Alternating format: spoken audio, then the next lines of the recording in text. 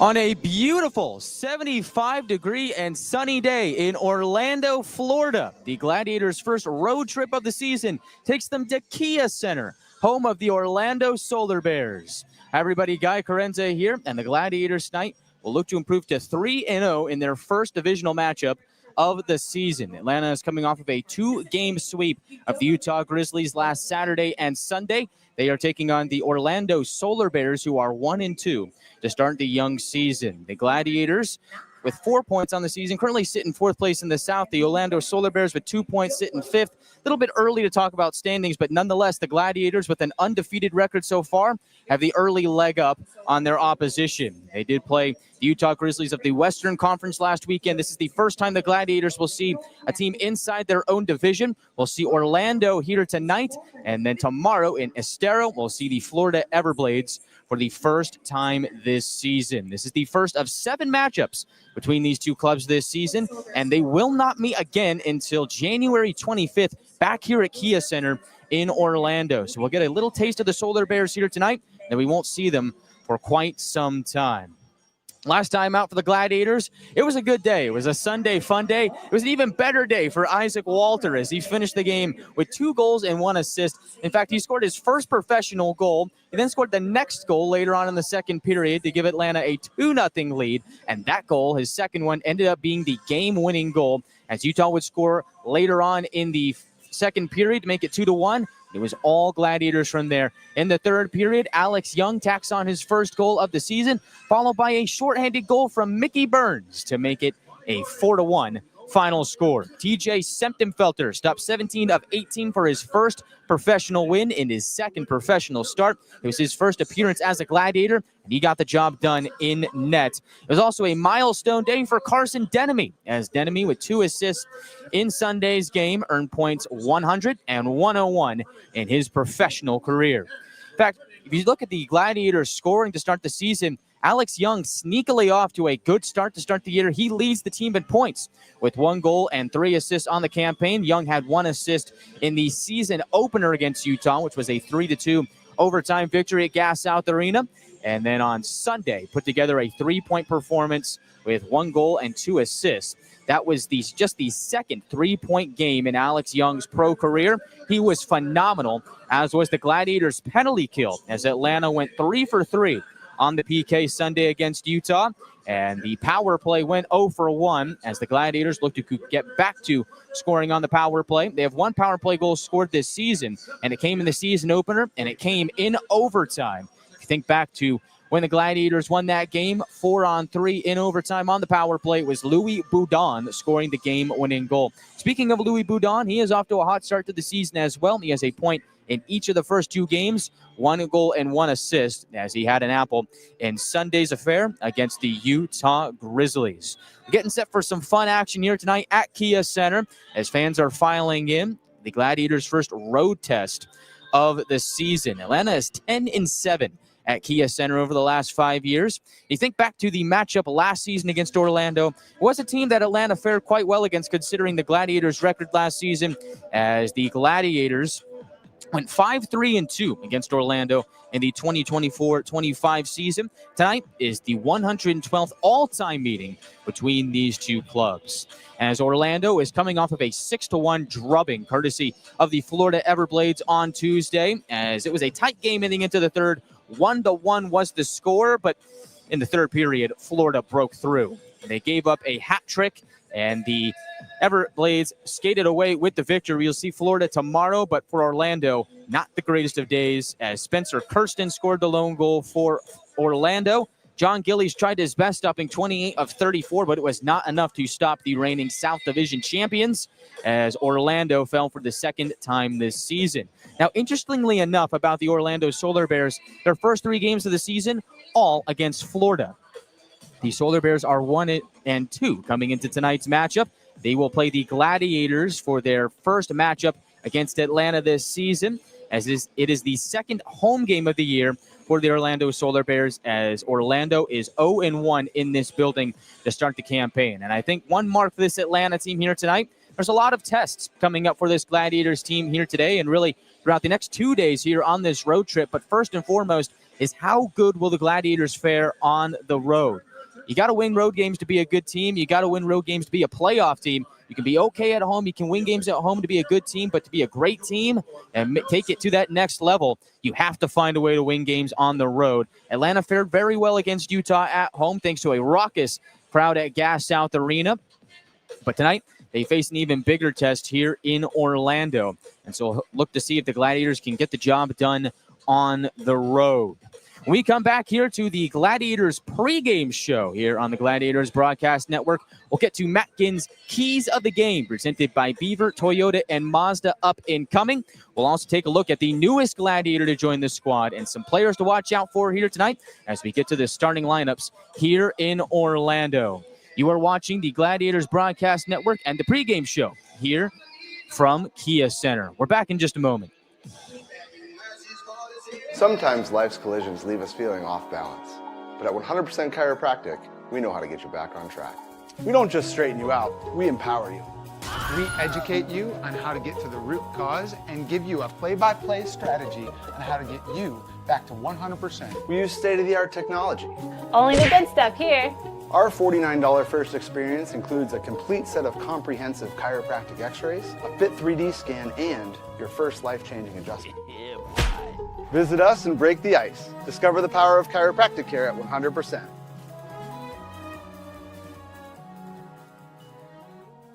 Kind of feels like everyone's trying to copy the $5 biggie bag. So how can you spot a knockoff? It won't taste like Wendy's. This job is easy. When the deal is as fresh as the meal, gotta be Wendy's. Gotta be fresh. We are getting set for first period puck drop here in Orlando from Kia Center, where it'll be the first matchup of the season between the Orlando Solar Bears and the Atlanta Gladiators. Guy Chiarenza with you here on the Gladiators pregame show. Let's get to the keys to the game presented by Beaver, Toyota, and Mazda in Cumming, Georgia. Coach Matt Ginn wants his team to play a north style of game, really want to play and pressure the Solar Bears in their own end. And we saw last weekend against Utah, offense is the best defense. The Gladiators outshot Utah 75-40 through 2 games last weekend. Atlanta will look to continue that trend by playing in the Orlando zone for much of the night. Second key is to win the net front battle. You're playing against a goaltender here tonight, Ethan Langenegger, playing in his first ECHL start and his second professional start. Make life difficult for him as the Gladiators will like to get some big bodies out in front and get a couple of tip goals early to get Langenegger off of his game. Third key from Matt Ginn is to stay connected. Here on the road, it's going to be a raucous environment. Fans are still filing in, but it's tough to play on the road, and you have to find a way to communicate on the ice and stay in the zone and, of course, stay connected, as that is the final key to the game. From Coach Matt Ginn, presented by Beaver, Toyota, and Mazda in Cumming, Georgia. Gladiators added a new face to the squad. Well, new but familiar face to the squad, as defenseman Jack Mateer was recalled, or I guess was assigned from Milwaukee to the Atlanta Gladiators. Mateer is on an NHL contract, as he was assigned by the Nashville Predators, our proud affiliate, from Milwaukee to Atlanta, as Mateer is playing with the Gladiators for the first time this season here tonight, but he did play with the Gladiators 2 seasons ago, as Mateer will wear number 21 tonight, as he played in 52 games with Atlanta in the 2023-24 season, where he had 6 goals, 11 assists, and 17 points. And for you Glads fans that were there, if you can think all the way back to when Mateer made his debut early on that season, he actually scored his first pro goal, his first pro point, and his first pro game against the Savannah Ghost Pirates that season. We'll see if Mateer has some more fire in his gut here tonight and gives the Gladiators another stellar performance in his first game back with the club.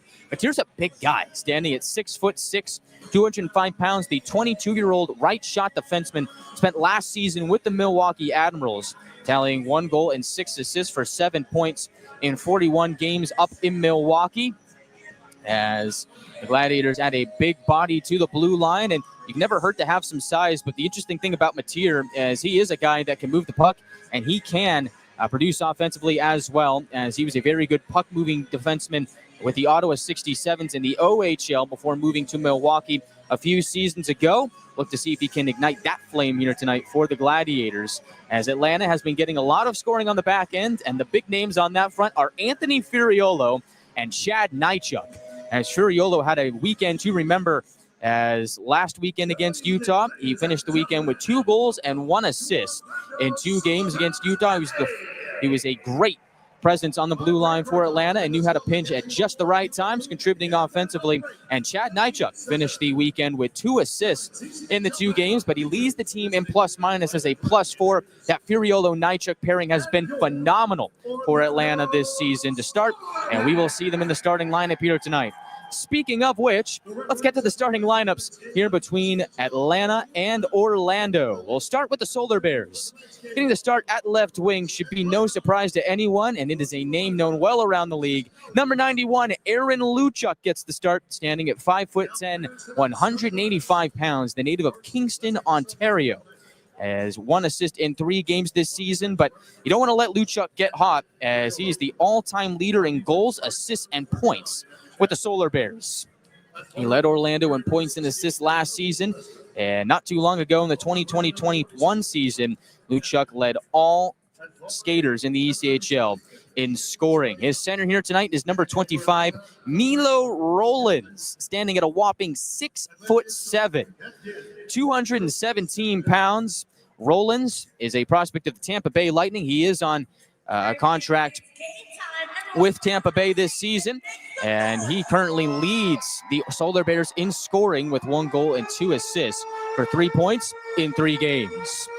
Starting at right wing for Orlando is number 7, Tyler Bird, standing at 6'2", 205 pounds, the native of Andover, Maryland. Is still searching for his first point on the season, but much like Luchuk for the Gladiators here tonight, the key is to not let that line get hot, as Tyler Bird's next point will end up being his 200th in his ECHL career. Gladiators are hoping that that moment is safe for at least next week. Goes to South Carolina. Starting on defense is number 4, Chris Harper, standing at 6'3", 201 pounds, the native of Niagara-on-the-Lake, Ontario. It will be paired up with number 27, Dylan Gill, standing at 6'3", 199 pounds, and is a native of Riverview, New Brunswick. Gill is a prospect of the Tampa Bay Lightning. He is on an NHL contract. Harper is a prospect of Tampa Bay as well, but he is on an AHL contract with Syracuse.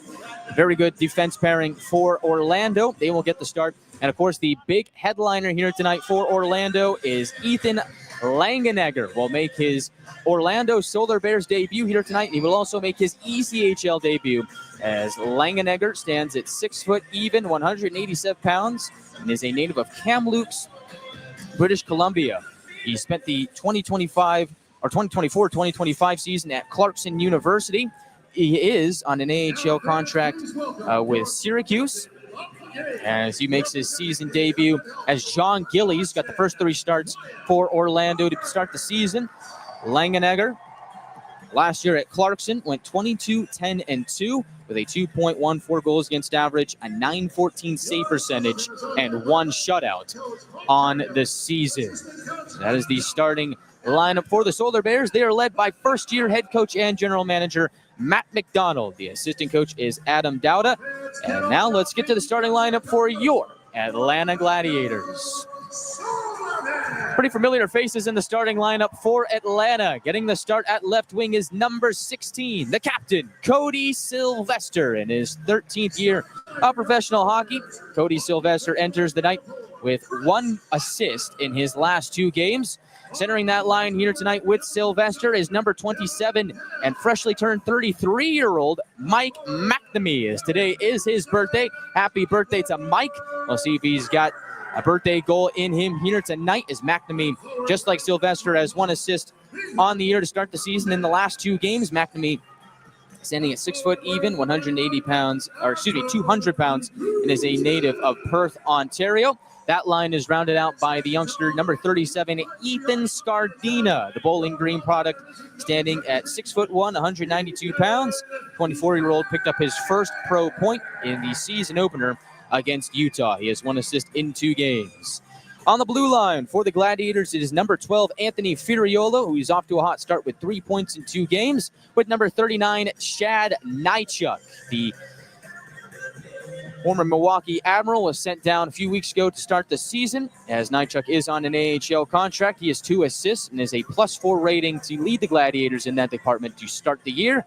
Starting in between the pipes for Atlanta is number 31, Ethan Hyder, making his second start of the season. Started the year 1-0 thanks to the win on opening night where he stopped 20 of 22 in the 3-2 overtime victory against Utah on Saturday. That is the starting lineups here between Atlanta and Orlando.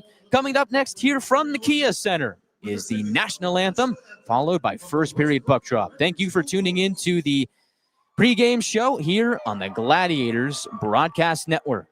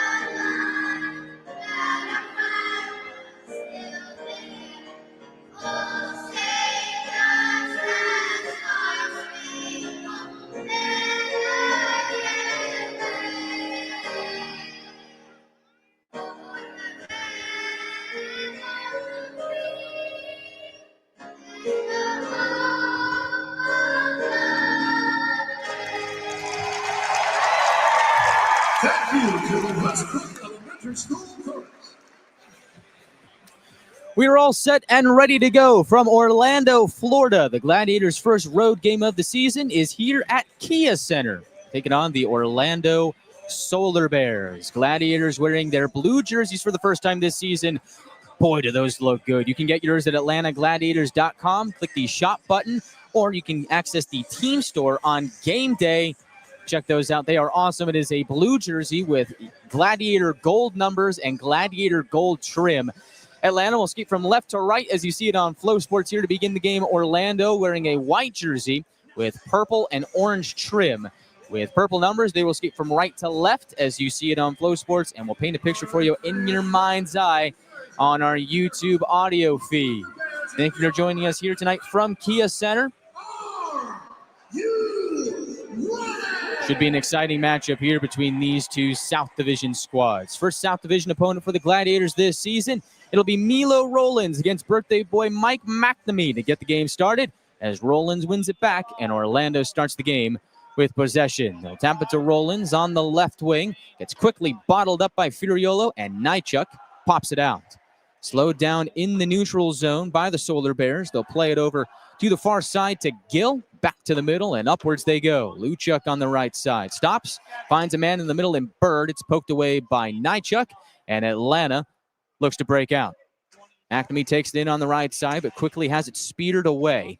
Luchuk in the neutral zone, dishes it back, and heads off for Orlando's first line change. Atlanta does as well, as fresh off the bench comes Louis Boudon, putting some pressure in on the puck carrier, as Orlando look to get to work. Over in the far corner, Furiolo plays it back to Boudon. Atlanta looking to escape their own end as Ryan Francis takes his first shift of the game. Tries to duck away from the oncoming pressure of Reese Newkirk. Is able to do just that and swirl it over to the far side wall. We're picking it up there is Kalen Lind, under contract with the Nashville Predators, playing in his third professional game. Make that his fourth, as he did get one game in with Milwaukee last season. Here is Lind on the left wing, swinging it to the right. Francis takes it in stride and scrambles up ice. He's quickly shut down by Tony Falmer, defenseman for Orlando. Puck goes up high for a blast by Mateer, and it is blocked. And here's a chance for Orlando. One-on-one with Mateer. Shot goes wide. As Luco Savages for Orlando with the chance. Plays it to a trailer. Around the goal goes Bardero. Didn't shoot. Finds a man up high. Shot is taken there, and Hyder's got it. On an early test there for Atlanta's defense, and Ethan Hyder, after the shot from Mateer was blocked, Lucas Savage is elected to not go for the wraparound, which may or may not have worked out pretty well for him. But either way, look to center up high. And the shot was denied by Hyder. We're still settling in here tonight. Fans, make your pick as to who is going to score the first goal. Presented by Hancock Whitney Bank on our social media platforms. You can also pick the first assist as well. That is presented by Pinnacle Promotions. Here is Orlando with another long shot. Deflection just goes wide of the goal. Gladiators catch another break. Good stop by Hyder as Denemy looks to create a surge up ice. Walther just onside. Well, guess he wasn't. They do call an offside on the Gladiators. Walther tried to stretch his right leg back to get onside, but looks like no dice, and we'll see a face-off in front of the Solar Bears bench. Tonight is a battle of two first-year head coaches and two coaches with the first name Matt, as Mac McDonald is going up against Matt Ginn, the Gladiators head coach, in their first meeting of the season. Puck in the neutral zone. Denemy spars for it with Buns on the far side. Puck jumbles at the blue line, but Denemy keeps it in. Surging down the left wing wall, looks for a trailer in Young. Denemy takes it back from Young and gives it to the right point for Les. Delivers it down low, away from Walther. Puck springs back to the near side. We're giving chase is Young. Puck gets crammed up in the near corner. Walther right in the thick of it. Tries to dig it out with his skate, but Orlando is going to push and shove it to the right point. Held in at the left point. Jarvis takes it, puts it towards the goal, wanting a tip from Walther. Didn't get it. Rotates to the right point, and Atlanta serves it back down. Walther tries to spring up a shot from Young in the right circle. He fans on it, and Orlando goes up ice. It's Tyler Drevich, the former Gladiator, grinding his way below the goal line. Takes a spill. Fans want a penalty. Not going to get it. Good defense there from Brendan Less. And the Gladiators will get out of their own end. Orlando coming quickly back in. Milo Rollins down the right wing, 6'7", tries to churn towards the goal, but it's poked away by men out in front. Cipollone along the left wing shoots, and it goes wide. Rebound to the right point, and around the horn it goes. On the left side, puck is taken in, and Orlando tries to get clean possession here, but Atlanta making it difficult. Cipollone smothering, creates a turnover. Gets pinned up against the far corner wall. Burns tries to dig it free, but only for a moment. Tyler Bird, the other number 7, wins that battle. 3-on-1 up ice. Bird to Rollins, wanted Luchuk, but it's broken up nicely by Conroy to make the defensive play. Both teams go off for a line change. 15:53 left in the first period. Still no score here from Kia Center. One shot on goal, and it belongs to the Solar Bears. Gladiators looking to change that. Deep in Orlando territory. Scardina doing the dirty work. Again, tries to pry it off the wall on the far side. Orlando gets back out to center. Atlanta comes right back in. The Orlando netminder goes out behind the net to play it. Almost turns it over in his first ECHL start. Moving upwards for Orlando is Reese Newkirk. Played well by Nychuk. Takes the puck away for Atlanta. Furiolo turns it over at the top of the far circle. Shot there from Orlando. Goes high and wide. That was taken by Spencer Kirsten. And the Gladiators catch another break here. Atlanta on the attack. Nychuk on the right wing. Finds a man down low. Centering feed. Score! Ryan Francis has his first of the season. And Atlanta's first shot on goal ends up in the back of the net.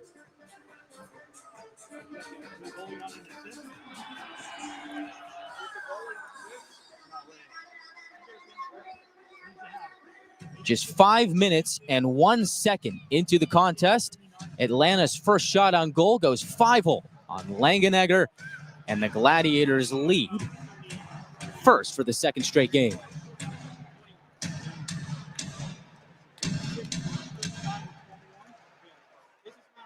So Francis has his first goal of the season. Chad Nychuk should get an assist on that play. Fans, make sure you check out the Atlanta Gladiators app. As you can see, those stats roll in real time.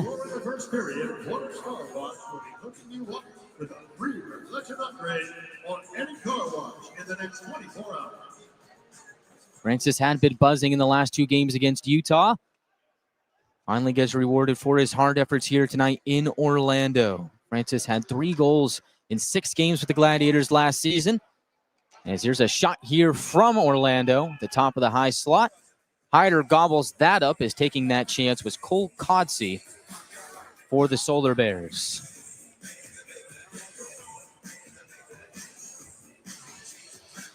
See a face-off here in the Atlanta end near Ethan Hyder, making his 2nd start of the season. It was TJ Semptenfelter stopping 17 of 18 on Sunday for his first professional win.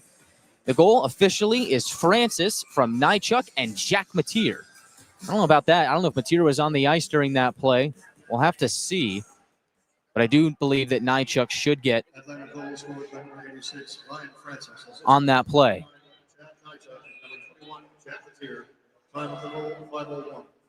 Goal comes 5:01 into the first period, and the Gladiators are playing with the lead. Just the 2nd time Atlanta has done so here in the new season, but they are 1-0 in such instances for Orlando when trailing first. They are 0-1. Faceoff comes back down near Hyder.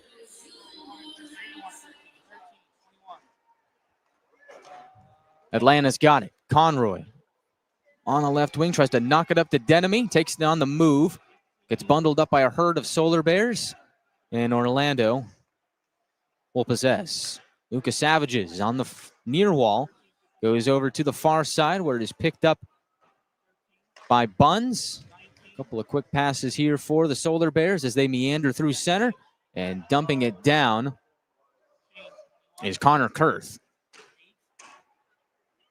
13:55 left in the first period. Solar Bears with it as Gill locates Drevich, plays it back, and now on the left wing, Orlando goes coast to coast. Drevich, a shot deflected in front, as that might have gotten a piece of Codsey's stick.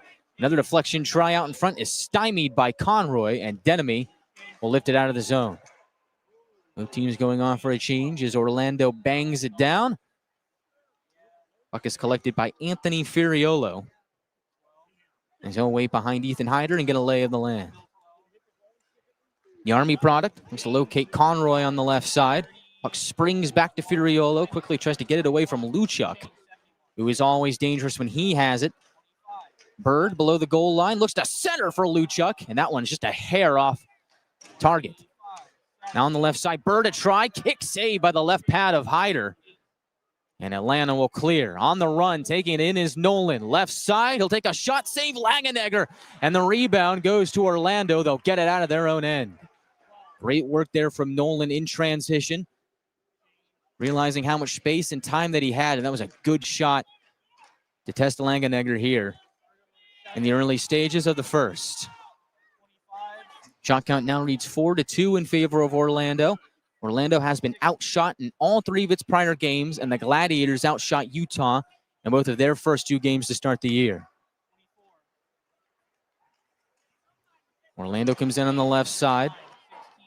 Tons tried to split the D. Nothing happening there. And so, puck is up for grabs in the neutral zone. Down the left wing they go. Shot goes wide of Hyder. That was Kirsten for a try. Get a whistle here, and our first time out, Atlanta has the first goal of the night. Ryan Francis, his first of the year, coming 5 minutes and 1 second into the first, has given Atlanta the lead. We're back in a moment with 12:04 to go in the first. Sometimes life's collisions leave us feeling off balance. But at 100% Chiropractic, we know how to get you back on track. We don't just straighten you out, we empower you. We educate you on how to get to the root cause and give you a play-by-play strategy on how to get you back to 100%.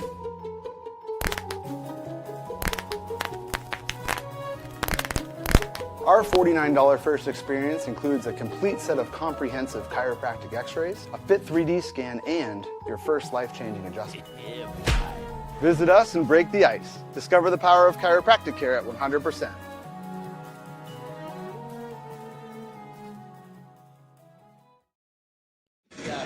Welcome back. to Orlando. Gladiators lead 1-0 here with 12:04 to go in the first.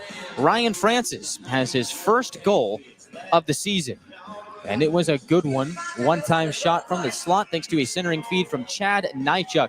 Below the goal line, Atlanta playing with the lead here today. Face off to the right of Hyder. McNamee will take the face-off against Reese Newkirk. Solar Bears win it D to D. Buns to the middle. Snapshot there. Scooped up by Hyder. It was Alex Tonge taking that opportunity, and afterwards we get a bit of a skirmish as the Solar Bears were poking around the equipment of Hyder, trying to jam that puck in, and well after the whistle had blown, they did do so. Gives us a good opportunity to introduce our officiating crew here tonight.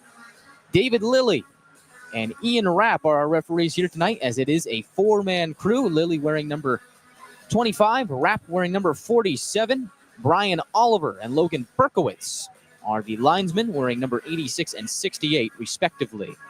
On Flow Sports, we get a look at the replay, and looks like after the play, Tonge tried to shove the puck in.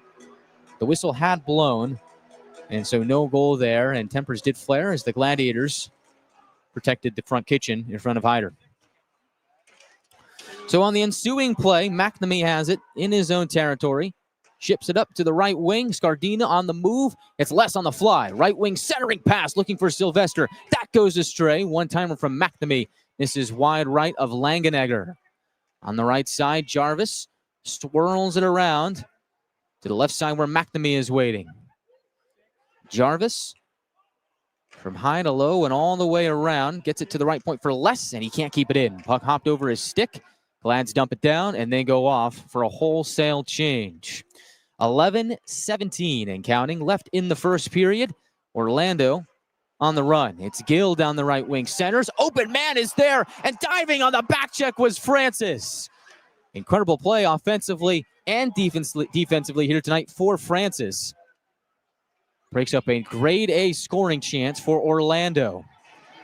Spencer Kirsten was right in front of the net on that sequence. Louis Boudon drops it back, and Conroy takes it on the left wing. Meanders through the neutral zone. Sneaks it over to the right wing for Boudon. Gains the right circle. Powers down low. Backhand try in front from Francis. Just goes wide. He's in close quarters with Langenegger.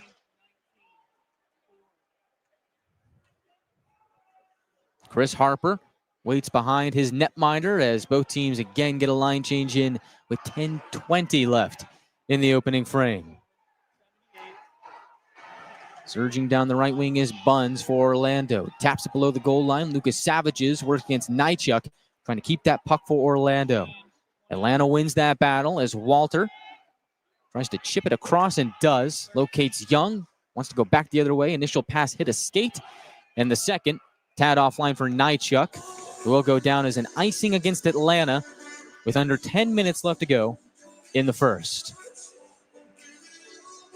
Low shot count to start here for the Gladiators, all things considered. And think about how wide of a margin they outshot Utah in the first two games of the season. Orlando has the margin by 3 here, as the shot count reads 5-2.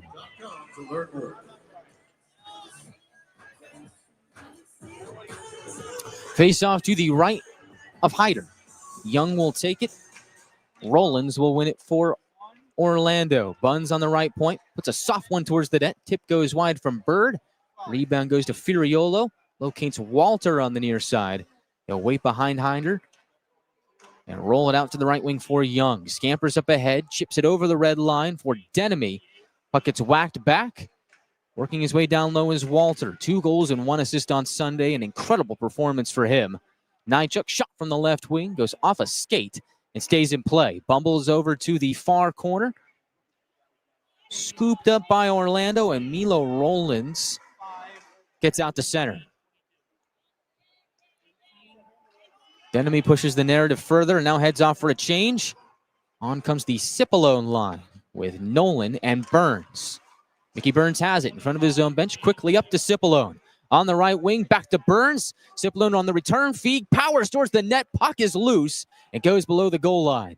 Atlanta just couldn't get a shot away. And now Orlando skates it out and dumps it down. Hyder out to play it. Les takes a check in front of his netminder, courtesy of Kotsy. Jarvis with it.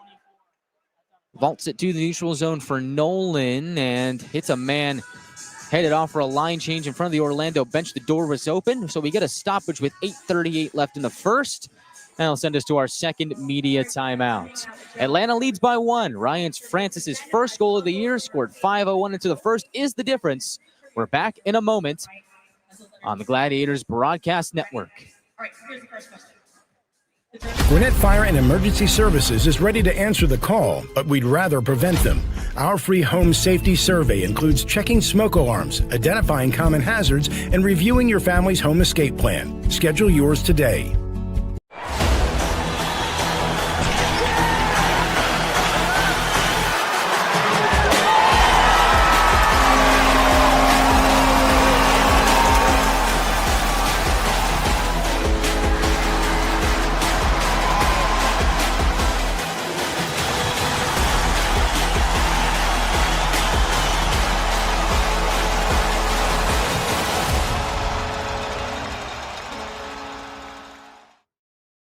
Watch every game this season live and on demand on Flow Sports, the official streaming service of the ECHL. You can watch it on your phone, your tablet, your computer, anywhere you've got internet connection. Flow Sports has got you covered.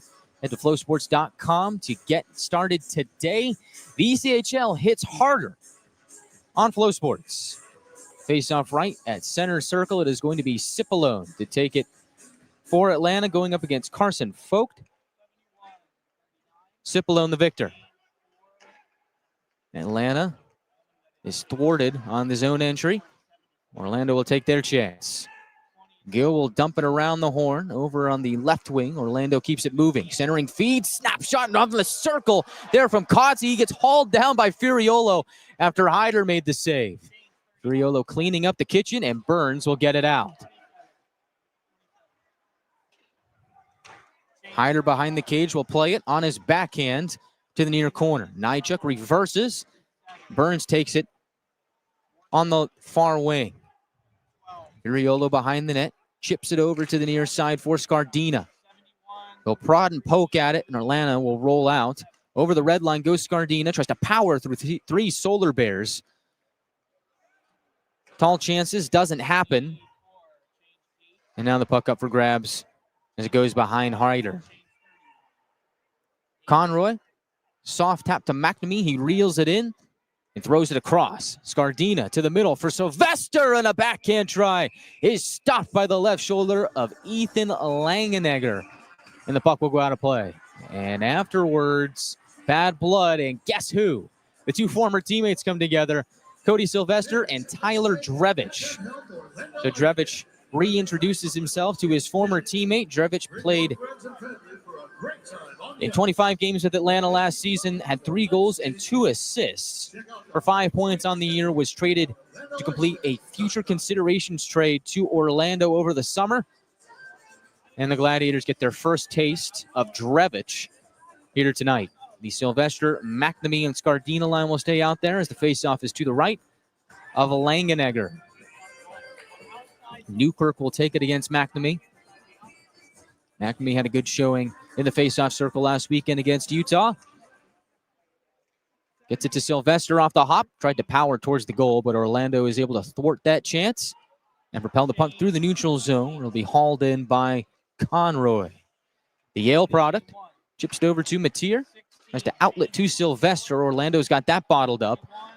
On the move is Newkirk. Tries to swirl away from Conroy and does. D-to-D pass. Long try. Snapped up by the catching glove of Hyder. J.C. Brassard took that shot in front of the Gladiators bench.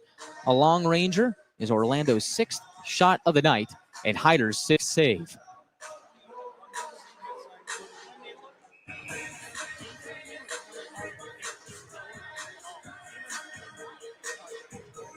Face off to the right of Hyder. Boudon will take it against Newkirk. East Newkirk on an AHL deal with Syracuse. The former 5th-round draft pick of the New York Islanders. He loses that face-off, and Orlando will see the puck go back into their own end. Boudon bursts down the right wing and stops on a dime. Looks to find a trailer. No one there. Pass offline. Atlanta bottles up Orlando on the zone entry, but a good try there from Newkirk. Wouldn't be denied easily. And now Boudon comes back in on the left side. Puck takes a weird hop off the linesman. Comes back to a shot for Lind. Tries to poke it to the middle. Flagged down by Boudon, but can't get a shot away. Puck is loose. Francis, like a hound dog, gets to it first. Puck leaks over to Boudon. Now back to Francis. Locates Lind below the goal line. On his forehand, looks to center. It's a body, comes to left. Across he goes to Jarvis. Left circle shot into traffic. Boudon's got the rebound. And now Orlando able to skate it free. Good shift there for the Gladiators. That line goes off. Andrew Fleming on the broadcast last weekend loved that line for Atlanta. With Lind, Boudon, and Francis. Good work there by that crew. In the neutral zone. Lucas Savages takes it in and plops it below the goal line. From low to high, Orlando reels it in. Gill with a long ranger goes into traffic and is blocked by Furiolo. Bodies converge at the end wall behind Hyder. Nychuk on a no-look pass has it blocked. Rebound comes to Young and now leaps into the Gladiators bench for a stoppage with 5:30 left in the first period. Final media timeout of period 1. Atlanta still leads by 1. Ryan Francis' first of the year is the difference. Orlando leads the shot count 7-4, but Atlanta's got him where it counts. We're back in a moment here from Kia Center on the Gladiators Broadcast Network.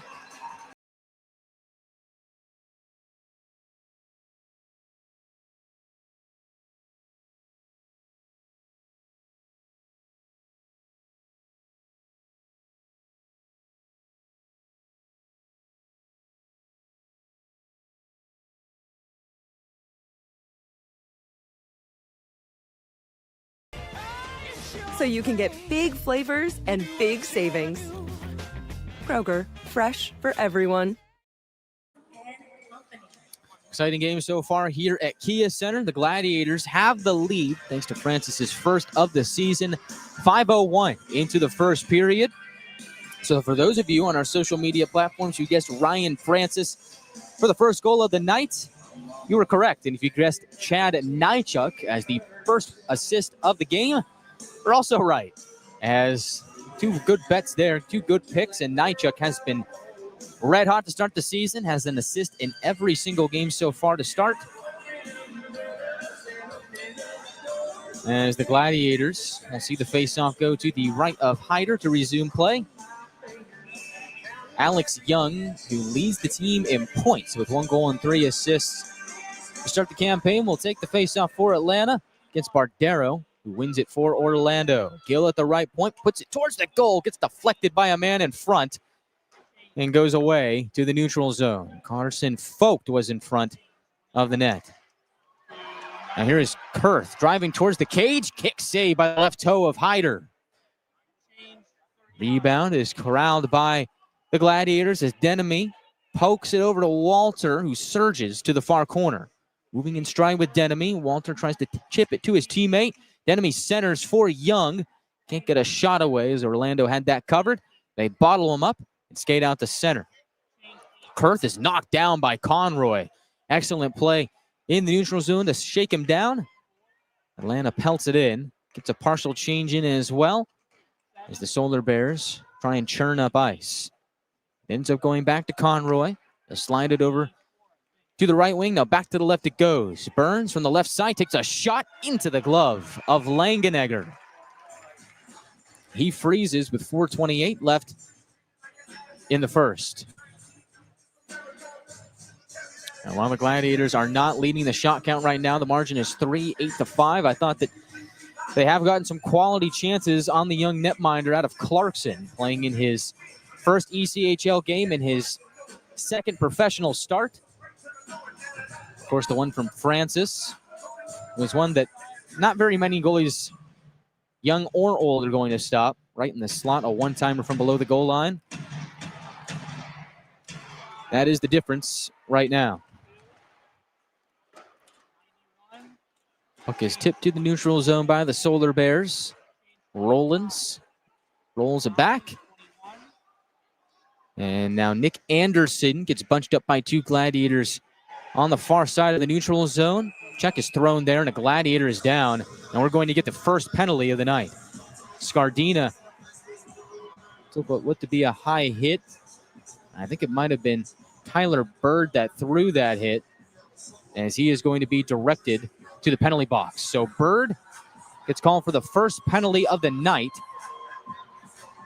Let's see what the call is.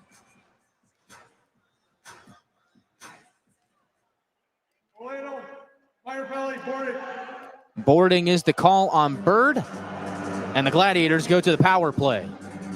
Atlanta this season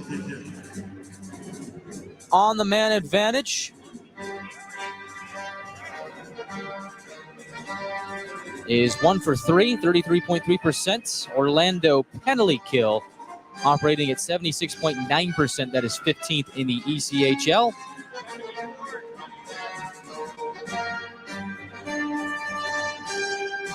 Penalty comes with 4:08 left in the first period. McNamee will take the face-off for Atlanta against Tyler Trevich. Face-off to the right of Langenegger. And off that face-off, Atlanta has it. Nychuk to the right point for Sylvester. Creeps to the half wall, slides it down low. They'll chip it back up top to Nychuk. Back to Sylvester from the right circle. Has to feed it to McNamee down low again, and does, but not before it gets tipped. Players converge there. McNamee running out of time. Quickly gets it to Sylvester. Pass from low to high is picked off, and Orlando will clear. Good red alert play there from Reese Newkirk. He'll go off. First unit stays out for Atlanta. Francis to McNamee to Sylvester on the left wing. McNamee takes it back on the return feed. Has Nychuk up high. Glides to the right wing. Locates Francis to the middle for Sylvester. Overskates it a bit, but is able to get it back to Francis and take it in on the right side. Sylvester from the circle has time and space.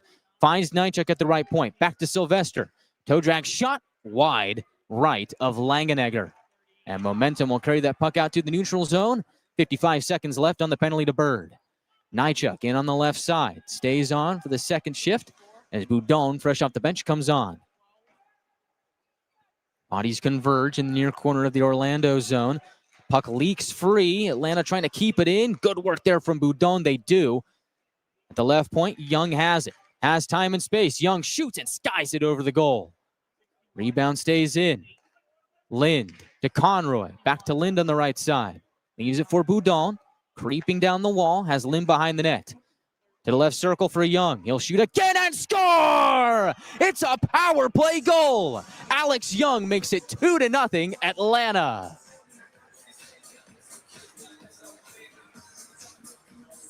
The Gladiators were patient. Their passing was precise. And Alex Young's second goal of the season makes it 2-0 Gladiators. Goal coming with 2:26 left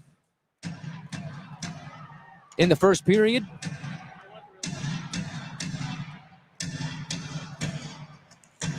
Gladiators lead by a deuce.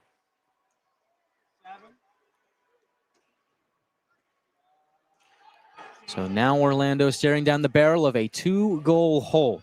Has the puck in their own end. They'll chip it to the right wing. Gathering it is Bird. He was in the box as Young scored on the power play for Atlanta. Cipollone behind the cage. Feeds it to Les on the right wing. Puck trickles to the neutral zone. Puck rolls back to Jarvis. Kalen Lind gets his first professional point on Alex Young's power play tally as Orlando trying to get that one back. Secondary assist goes to Louis Boudon, and Atlanta is off and running.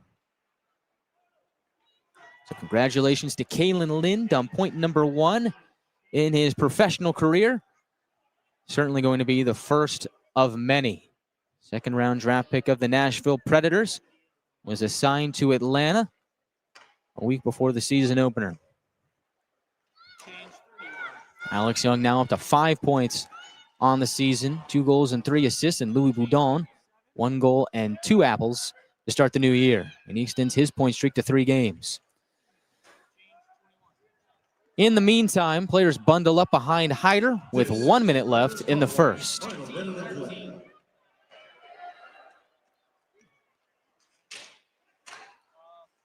On the near wing, Bardero can't keep it in. Good pressure there from Young. What a start to the season he's having. He heads to the bench. And Bardero will follow the puck deep behind Hyder. Bardero on the backhand. Looks to center. Broken up nicely by Nychuk. Long-range shot from the right point goes into traffic. Trickles behind Hyder.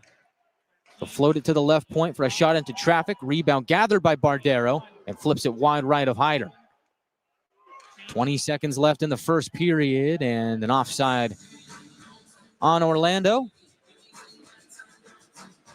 Clock stops with 20.2 to go in the first. Hey, fans, make sure you stay with us for the first intermission report coming up next after the conclusion of the first period. We got a lot to talk about. Atlanta's got 2 goals on the board. The offense is humming, and the power play is surging. Atlanta's got its second power play goal of the season. The first time they score 5 on 4. We'll talk all about it on the first intermission report. Orlando dumps it in. Newkirk from low to high. Shot into traffic. Flagged down by Jarvis. Puck bumbles to the near wing where it's held in by Chris Harper. Clock expires on the Solar Bears as they were working in the Atlanta end. Healthy first period for the Gladiators in offense and defense. 2 goals to show for it. And Hyder has stopped all 9 shots that he has seen for an Atlanta 2-0 lead heading into the first intermission. Atlanta, with goals from Francis and Young, have a 2-0 lead through 20 minutes of play. Orlando does outshoot Atlanta 9-6. But the Gladiators have made them pay where it counts. 2 goals on 6 shots, and Atlanta is 1 for 1 on the power play. We'll talk all about the first period and a whole lot more when we come back for the first intermission report here from Kia Center. It's a great first period for the Gladiators. They'll look to keep it up in the second. All that and more to come coming up after this from our local sponsors.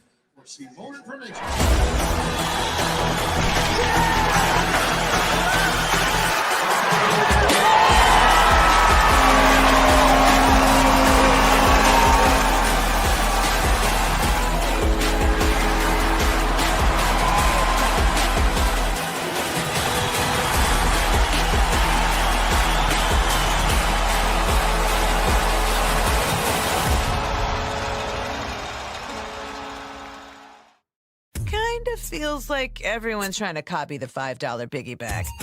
So how can you spot a knockoff? It won't taste like Wendy's. This job is easy.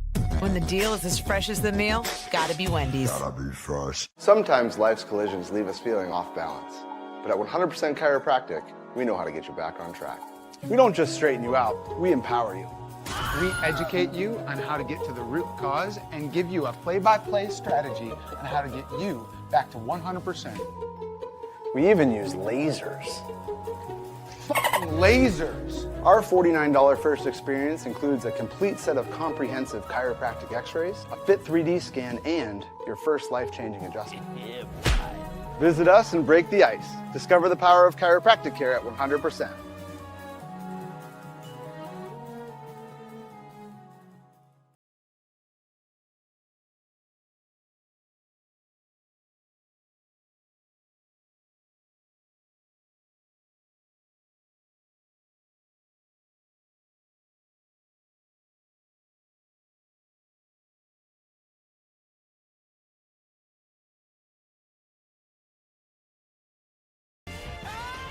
So you can get big flavors and big savings.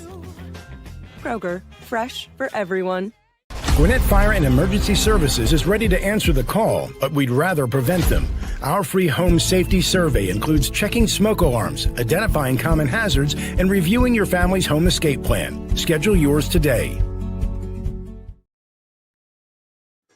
Welcome back to Kia Center, where through 20 minutes of play, the Gladiators are off and running. Great start for Atlanta. They lead it 2-0 through 20 minutes of play. Solar Bears do outshoot the Gladiators 9-6, but Atlanta makes them pay where it counts. 2-0 is your score. Atlanta, when leading through one period of play this season, well, they haven't done it so far this year. This is the first instance, so hopefully they end up being 1-0. Orlando this year, when trailing after one, they are 0-1 this season. So you can't make too much out of it. I mean, it's early on in the season, and the statistics don't really reveal all too much. But what the scoreboard does reveal is that the Gladiators, while despite trailing by 3 in the shot count, have gotten some quality chances in on Ethan Langenegger, making his second professional start. Played in one game with Syracuse in the AHL last season after finishing the year with Clarkson. Tonight is making his first start with the Solar Bears and first start in the ECHL as John Gillies played the first 3 games against Florida for the Solar Bears this season. So let's break it all down. How did we get to this point? How did we get to a 2-0 Gladiators lead? Well, I'm happy to tell you that Ryan Francis, 5 minutes and 1 second into the first period, got the Gladiators on the board with his first goal of the year. And it's not for lack of trying from Francis. I actually thought that he played really great through the first 2 games against Utah at Gas South Arena. Was getting some chances, but just couldn't find a way to get into the back of the net. But he was definitely noticeable using his speed to his advantage as he puts it into the back of the net. For his first goal of the year, Chad Nychuk is listed as the primary assist on that goal, but I don't think that's actually the case. As watching the replay back, it looks like Nychuk was the man along the boards that sent it down low for the centering feed from somebody below the goal line. I can't quite remember who it was. Video replay will tell us more on that, but trying to do my best here in between the whistles and the plays to find out who that was. But they have the goal listed as Francis from Nychuk and Mateer. I don't think that is the official case. So we'll await a scoring correction to get some more clarification on that. But what we do know is Ryan Francis gets the Gladiators on the board a hair over 5 minutes into the first, and Atlanta is off and running. And speaking of Francis there in the first period, made a really nice play on the back check about midway through the period. Orlando has had their chances in the first period, but Ryan Francis on the back check gets out for a sprawling play to break up a grade A opportunity for the Solar Bears. As offense and defense shining bright for Francis here tonight, makes an excellent play, keeps it a 1-0 Atlanta lead. And later on in the period, Gladiators go to the first power play of the night as Tyler Bird gets called for boarding as he hits Gardena in the neutral zone on the far side boards. You can't do that, and so Bird goes to the box. Glads to the power play. First unit did some really nice things out there. Just couldn't find a way to get into the back of the net, so on comes the second unit. Alex Young puts it into the back of the net for Atlanta on the man advantage, and the Gladiators extend their lead to 2. Kalen Lind was working the play below the goal line. He gets his first professional point as he feeds it up to Young for the score. Louis Boudon did a little bit more of the dirty work there on that play for Atlanta. He gets listed as the secondary assist, and Atlanta has a 2-0 lead with the second goal coming with 2:26 left in period 1. So the Gladiators, while again being outshot, getting their quality chances, making the Solar Bears pay where it counts, and they have the 2-0 lead. So we'll see how well Atlanta plays here in the second period, but good start for the Gladiators, and you can't be too mad about 2 goals on your side of the board after 20 minutes of play. Ethan Hyder stops all 9 shots that he saw in the first period, and Atlanta gets 2 out of 6 to go behind Ethan Langenegger. So you think about Matt Ginn's keys to the game coming into tonight. First, to play a north style of game, play in Orlando's zone. There were times where the Gladiators did that really, really well. And there were other times where Orlando seemed to have their way in Atlanta's zone, moving in transition. I would say puck possession-wise, from my eye, probably about 50-50 through 20 minutes of play. I would say that by my eye test, the face-off battle looks to have gone Orlando's way through 20 minutes of play. And the special teams right now being a difference maker. You think about this potentially being a 1-0 Gladiators lead through 20. Well, now it's a 2-0 Gladiators lead through 20 because the Gladiators were able to get on the power play and score on it. So all in all, so far so good for Atlanta. Good start to the night for the Gladiators. In the second period, I think I'd like to see a little bit more sustained offensive zone time for Atlanta. Not like they're doing any bad in that department, but you can always improve, always get better. So think about playing a North style of game like Matt Ginn talked about. There were flashes of it in the first period, but if they can get that down to a consistency, I think that would be excellent for this team moving forward in tonight's game, because you've got to know that Orlando is going to come back and push the narrative at some point. I mean, you've got guys like Tyler Bird, Aaron Luchuk, Anthony Bardero, Spencer Kirsten. I mean, you know these guys can score, but Orlando has really had some scoring woes to start the season. It is now through 3 games and 1 period. The Solar Bears have just scored only 5 goals in that time frame, and 3 of those came in their 3-1 victory over Florida in their second game of the season. All 3 of those goals came in the second period. So watch out here for period 2 here from Kia Center, as if there's a Solar Bears surge here tonight, that's probably going to be it. So make sure you have your eye ready and on the TV if you're watching on Flow Sports, and your ears wide open if you're listening here on our YouTube audio feed, as we're certainly going to have some jam-packed action in the second period. So going to the second key from Matt Ginn is to win the net front. And I thought the Gladiators did a good job of getting pucks towards the goal, but I actually thought it was Orlando that did a better job of playing a net front presence in that first period. There were a couple of times where the Solar Bears looked like they were going for that tip drill in front of Hyder. And really with a goalie as good as Ethan Hyder, that might be the only way to beat him, as he was stellar in the first game of the year against the Utah Grizzlies, the 3-2 overtime victory. Another good showing from Hyder here in the first period, but Orlando sneakily trying to get that tip drill going. But the Gladiators defense was doing a good job of clearing house in front of Hyder, but can't let those opportunities happen. So far, so good for the Gladiators in cleaning up the kitchen. Of course, the final key to tonight's game from Matt Ginn, presented by Beaver, Toyota, and Mazda up and coming. Stay connected. And I thought the Gladiators did a really good job of communicating on the ice there in the first period. Obviously, 2 goals to show for it. Good passing there, especially on the power play goal from Young. All is well on that front. And those were the 3 keys to the game presented by Beaver, Toyota, and Mazda. So far, so good for the Gladiators. They have a 2-0 lead through 20. When we come back, we'll take a look at some scores from around the league, preview the second period a little bit more, and talk about the newest Gladiator, Jack Mateer. All that and a whole lot more coming up next from Kia Center in Orlando. First, a word from our local sponsors on a busy night in Orlando.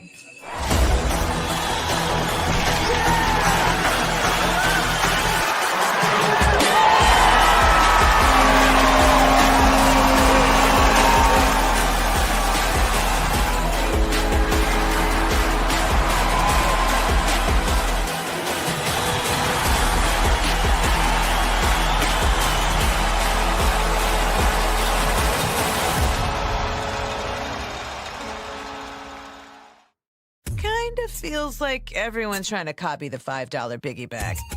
So how can you spot a knockoff? It won't taste like Wendy's. This job is easy.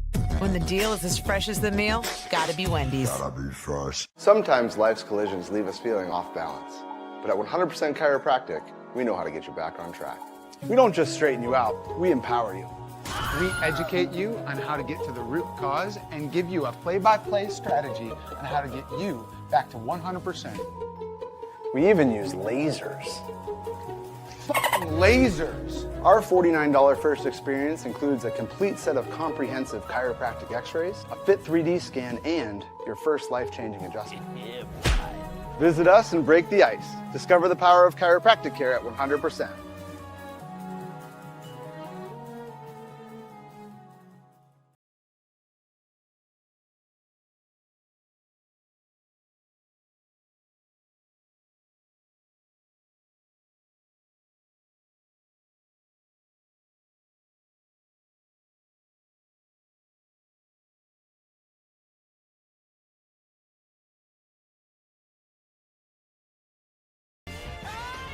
So you can get big flavors and big savings.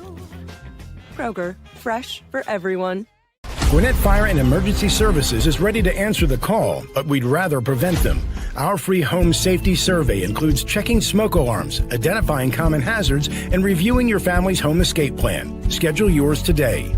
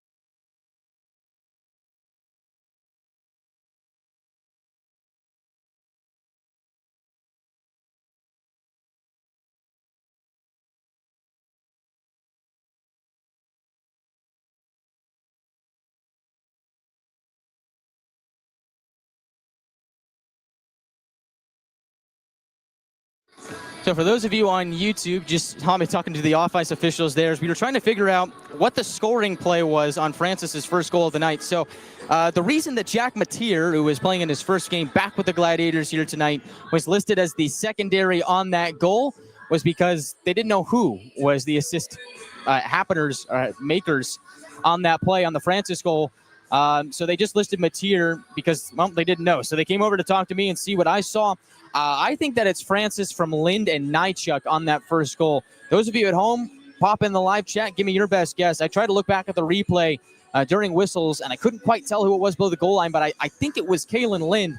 And so if it is, that would actually be his first professional point, and the second one on the Young goal would be his second. So it would shape up to be a big night for Kalen Lind. But what I do know is that it was Francis, the goal scorer, and Nychuk, the secondaries. So for those of you watching on Flow Sports at home, throw us a bone and help us out here. So as we're trying to figure out the mystery here in Orlando, as we're getting ready for second period action, but all's well as well for the Gladiators here offensively on the road. 2 goals in the first period in enemy territory. Can't complain about that. Let's do a live check on the chat at YouTube here as we are having some fun on the road in Orlando. Happy to be on the road. I noticed you guys seeing that.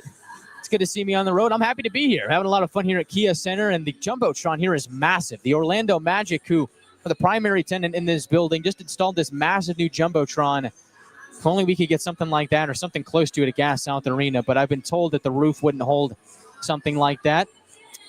Quite unfortunate. So we're treated here to a good site here on the road. But I see your compliments. Thank you. Thank you. You guys are all great. No, I will say North Carolina mountains don't have anything on Utah mountains. I'm sorry. That there's just no way. You've clearly never seen an actual mountain before. As we're having some fun here, I can see your messages. I can. We've got a lot of them coming in. Stadium Arena, we are the affiliate of the Nashville Predators. Segueing into our next section here on the Intermission Report. We're getting a lot of help from Nashville and Milwaukee this year, which is always good to see. And the most recent acquisition getting sent down from Milwaukee to Atlanta is defenseman Jack Mateer. So we've seen him a little bit here tonight playing in his first game with the Gladiators back with the club, as we did see him 2 seasons ago in the 2023-24 season where he had 6 goals and 11 assists for 17 points in 52 games with the Gladiators that year. Then spent all of next year in Milwaukee. Started the year with the Admirals here this year, but got sent down to Atlanta yesterday. So Mateer gets a phone call in the morning, or I guess Matt Ginn gets a phone call in the morning from the Admirals saying that, hey, you guys are going to get Jack Mateer. Mateer then finds out from the coaching staff in Milwaukee. He boards a plane that lands in Orlando last night just after the team pulled up on the team bus. Gets out the bus, gets a good night's sleep. And he's in the lineup here tonight, paired on a pairing with Ryan Conroy. So for those of you looking at home, we did not get to the scratches here tonight in the pregame show, but Jack Robilotti is out. He is scratched as Mateer comes into the lineup. So Robilotti, normally wearing number 3, saw you in the live chat asking about that. He is out here tonight as Mateer slides in. In other news, Zach Yoder did make the trip. He is a scratch here tonight. Connor Galloway did not make the trip. He is back at home on IR. Riley Appel also back in Atlanta on IR. Peter Morgan did make the trip. He is a scratch for Atlanta here tonight, as the Gladiators, playing in their first road game this season, fared well in the first period. Both teams back out there to start the second. Gladiators wearing sharp blue jerseys. That might be my favorite jersey this season. That blue jersey with Gladiator gold numbers and Gladiator gold trim. I really love that yellow color. It looks awesome. Looks really good. I might have to pick up one of those in the team store, courtesy of our awesome merchandise manager, Jackson Packard, holding down the fort on game day. But you can also give him some work during the week. Hit up AtlantaGladiators.com, click the shop button in the top right corner, and browse and buy your Gladiators blue jersey this season. And if you haven't seen the other two jerseys, there is a white one that the Gladiators wore last year, reminiscent of the Predators Winter Classic jersey from 2020, and there is also a black and blue one. No, it is not Utah Mammoth colors. It is Atlanta Knights colors. They did it first. We're back out for second period action. Gladiators wearing those blue jerseys skate from right to left as you see it on Flow Sports. Solar Bears wearing white jerseys with purple numbers and orange and blue trim will skate from left to right here in period 2. McNamee meets Rollins at the dot to start the period. Rollins wins it back, and Orlando will dump it down. We'll look to set up shop as Bird locates Rollins below the goal line. Puck leaks up to the right point. Gill fakes a slap shot. And the Gladiators will mob the puck there, send Rollins to his keister, and roll out to the neutral zone. Milo Rollins is definitely noticeable in arena and on camera. 6'7". He is massive. And the key for the game for the Gladiators, I'll throw one of my own in there from Beaver, Mazda, and Toyota, is do not let him bully you in the offensive zone. Here comes Luchuk down the left wing, gains the red line. How Gladiator blue. Pitches it to Bird. He'll glide down the right wing and go behind the cage. Pass from low to high, fresh off the bench. Shot there, stopped by Hyder. That was Nick Anderson with the try. Hyder again flared out the right pad, as he's done pretty often tonight, to make the save. His 10th of the night. Score is 2-0 in favor of the Gladiators. Just 1:05 into the second period. We are back to live action. Puck trickles in on Hyder. He will freeze and cover. 1:12 into period 2. Fans, as the Solar Bears score in the second period, everyone will win free chili cheese fries with the purchase of a drink from Skyline. So going back to the tail end of the intermission report, talking about Jack Mateer, he is just one of a handful of helpers from Milwaukee that the Gladiators have received over the last couple of weeks. One of those being Kalen Lind, who is on the ice right now in the slot, right in front of Hyder, facing up to his right. And Hyder himself is on an AHL contract with Milwaukee. Another is TJ Septemfelter, the backup goaltender for Atlanta here tonight. Gladiators roll through center, 2-on-2 up ice, offside. Francis, using his speed to his advantage, was at a disadvantage there. Was a step ahead as Boudon carried it over the line. Neutral zone face-off incoming. But back to that line, Lind, Boudon, and Francis. The chemistry there has been off the charts over the last 3 games. Had a really good start to the season against Utah. They're back to their usual shenanigans here tonight. Francis with a goal. Lind with likely 2 assists. Boudon with an apple as well. All is well with that line. They stay out there on this sequence. Boudon carries it in. On the left wing, drop pass for a shot by Lind. That goes wide. Rebound to Francis. Works it up to the line. Has it poked away. Puck will trickle Hyder. That was an active play by the stick of Alex Tong. And now the Solar Bears have the puck in the attacking zone. Long-range try, blockered away by Hyder. Tonge behind the net. Leaves it for a trailer. Swirling around is Newkirk. On the backhand, has it up high to Buns. D to D, a blast goes wide. Rebound picked up by Newkirk in the left corner. Quickly tees it up to Tonge. Conroy defends him nicely. Puck is speeded over to the right side. Return to Tonge below the goal line. Working defensively against him is Mateer. Standing at 6'6", 205. He gets the job done Francis gains the red line and surges in on the right side. Bullies his way to the net. Francis goes around, wrap-around attempt, stopped by the right pad of Langenegger. Francis picks the pocket of his Solar Bear to keep it in briefly. Gladiators are forced back out. Young will serve it back in. Fresh off the bench, Isak Walther has it. Prods it to the right point for a shot by Les. Blocked into traffic. Skating upwards goes the Solar Bears, as that was Luco Savages going down the left wing. Walking with Bardero. Luco Savages tries to spit it to the middle. Hops over a stick. Comes to Harper. His bid is blocked, and the Gladiators clear. Second period is the period of the long change. So the trio of Young, Walter, and Denemy has to stay out there. Orlando back on the attack. Shot count is 11-8. Gladiators lead it 2-0 with 16:40 left in period 2. Shot from the high slot is blocked by Walter partially. Puck rolls over to the near side where Denemy tries to pop it out. Held in at the right point. Bodies come together and a whistle here. 3:34 into the second. I might have got Orlando for delay of game here. I think they did. Or excuse me, I meant to say too many men.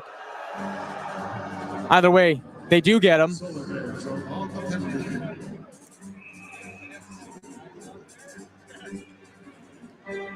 And so serving that penalty for Orlando is Carson Folk.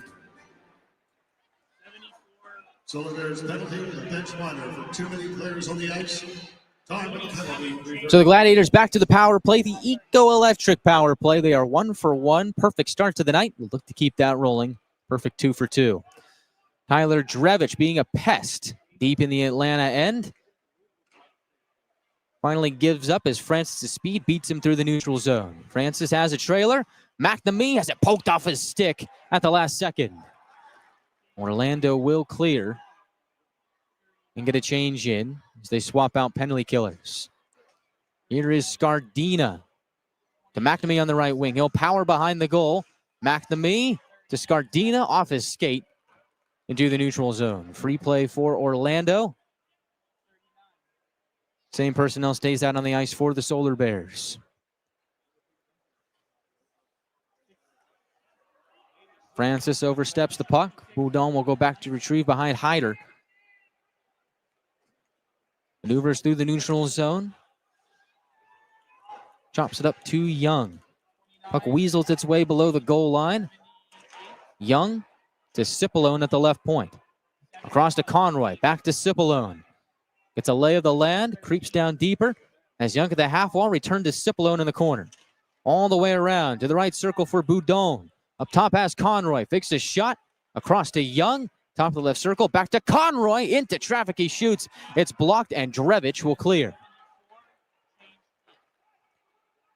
20 seconds left on Atlanta's power play. Young has it on the left wing. Young shoots. Kick save by Langenegger. It's loose in the crease. Atlanta jabbing at it. It would not go. Second chance. Score! And that one finds the back of the net. And it's Alex Young again. 2 on the night, 2 on the power play. It's 3-0 Gladiators.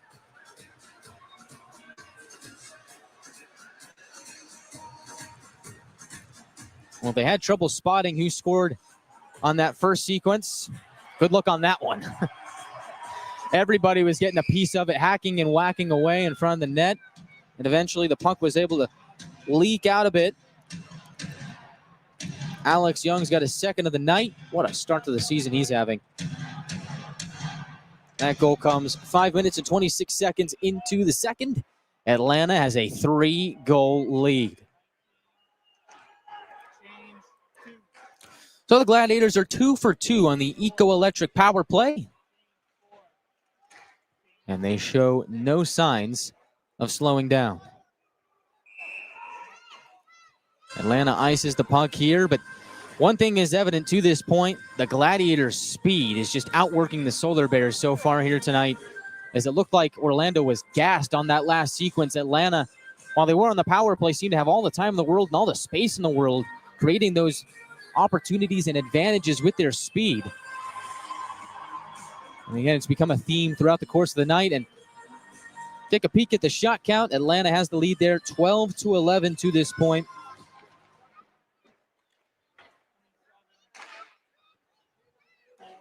Atlanta up by 3 with 14:06 left in the second. So Conroy and Lind get the assists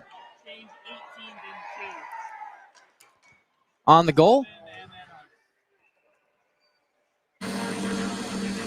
And so it could end up being a 3-point night for Kalen Lind. 3 assists factoring in on each Atlanta goal. Ryan Conroy with the primary assist has his first point as a Gladiator.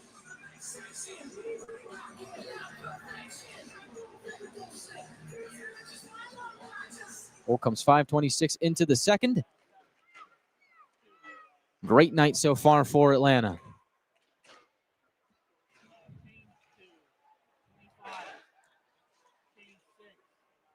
On the near side boards, Anderson can't keep it in for Orlando. Puck jumps like a frog on a pond out to the neutral zone. Falmer will drive it in. On the near corner. He'll wrestle for it. Burns in the thick of it. Had a shorthanded goal on Sunday. Just to peel it away. Orlando able to steal it. Falmer to the middle for Rollins. Turns and shoots off a stick and out of play. 3-0 Gladiators with 13-13 left in the second.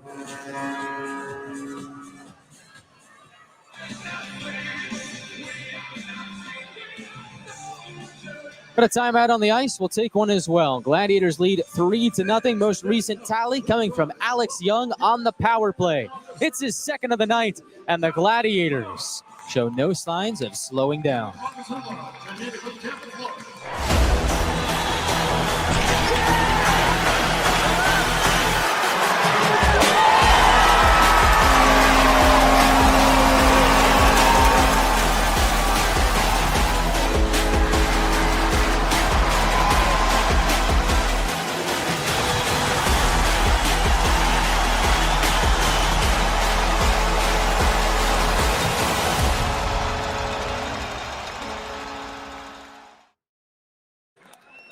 What a night it has been for the Gladiators to start. What a night it has been for Alex Young.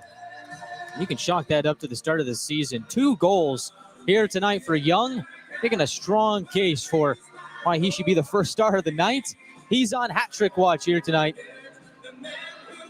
He has been a huge factor for Atlanta here in this game. They lead it 3-0 with 13:13 to go in period 2. So we're about to hit the midway mark of the game. Gladiators lead the shot count 12-11, now shooting Orlando 6-2 in the second period. Sylvester works it in deep from the end wall. It's pinned up. Scardina frees the puck. Okay, it's Furiolo. From point to point they go. Nychuk on the right side grinds his way to the goal line. Looks to center. Soft backhand pass gets to Scardina. From low to high, Sylvester shoots. It's blocked. Puck goes behind the net. McNamee tries to get a touch on it. Working against a solar bear there. And Orlando will get it out, as it was Davis Buns that McNamee had wrapped up. Now upwards they go. Snapshot blocked by Furiolo. And the Gladiators skate out to center. Taking that chance with Spencer Kirsten. 55 points in 60 games last season. Kotsy across. Locates Tonge. He looks to center, but the play was over. Atlanta got back in time. Puck loose in front of Hyder, able to poke check it away. Bodies in the slot. Hyder unfazed. Puck goes from high to low. Behind the net, Kotsy has it. Slammed up against the far side boards by Matier. Kotsy felt every bit of the 6'6", 205 defenseman. On the right side, they'll deke towards the net. Try to sneak it by Hyder. He makes the stop. Carson Focht with the try. Harper down low, centering feed, steered away by Hyder. A flurry of shots here for the Solar Bears. At about the midway point of the second, the Gladiators will send it down for an icing, and that group is gassed. So Matier, Udon, Furiolo, Sylvester, and Scardina forced to stay out there because of the icing. And this could be the opportunity for Orlando to creep back into this game with a tighter group of Gladiators out there. We'll see if they can take advantage. It's the Bardero line out there for Orlando. Bardero with Lucas Savages. Keep the puck in. Lucas Savages tries to bully his way down low. Gets some help there from Connor Kurth. He circles around to the high slot and fires into the gullet of Hyder. He's got it. No rebound. 11:13 to go in the second. Atlanta still leads 3-0. Orlando putting on the pressure here midway through the second period. They now lead the shot count again, 13-12.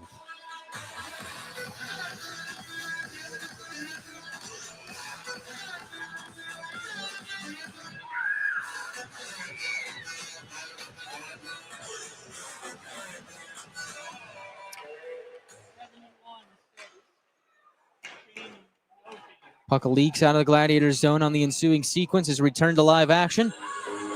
Orlando trying to scurry back in. They're offside with 11:07 to go. Thank you to David Simmons on YouTube for your comment. Good to know that our audio mix is good. Much appreciated, my friend. We're having some fun here on the road at Kia Center. Gladiators' first road trip of the season does not end here. We are in Estero, Florida tomorrow night. Coverage starts at 7:10 Eastern. Puck drop at 7:30. Gladiators will meet the reigning South Division champions for the first time this year. Hyder comes out to play it on the dump in. Locates Francis in the far corner of his zone. They'll spar for it. Creeping out as Lucas Savages puts a shot on goal. Easily steered away by Hyder. At the left point, Falmer, D to D.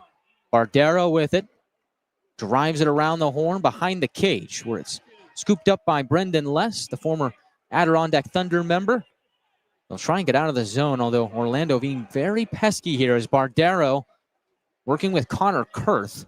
Keep it in for a moment, but the Gladiators do bulldoze their way out the center and a little bit more. Partial change here for Atlanta. Orlando as well, as on comes Milo Rollins. The 6'7" frame, able to steer it away from the Gladiators defense.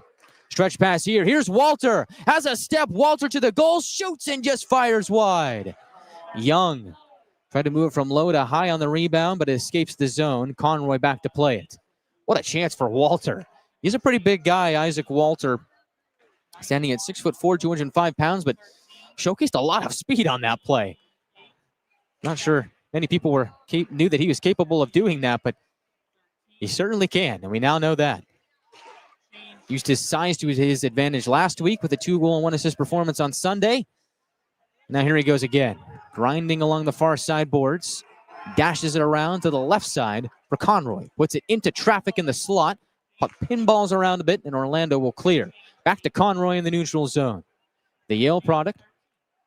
Flapjacks it to the right circle, and Orlando looks to hit a home run past a Luchuk. They do just that, but the trailing feed, no one there. And now here's Cody Sylvester. All alone. He'll shoot. Blocker save by Langenegger. What a save there for Langenegger, stopping Sylvester. Mark that down as maybe one of the turning points in the game if Orlando comes back.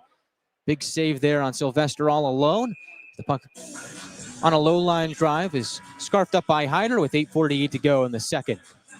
Good stuff there for Langenegger. Keeps it a 3-0 Atlanta lead.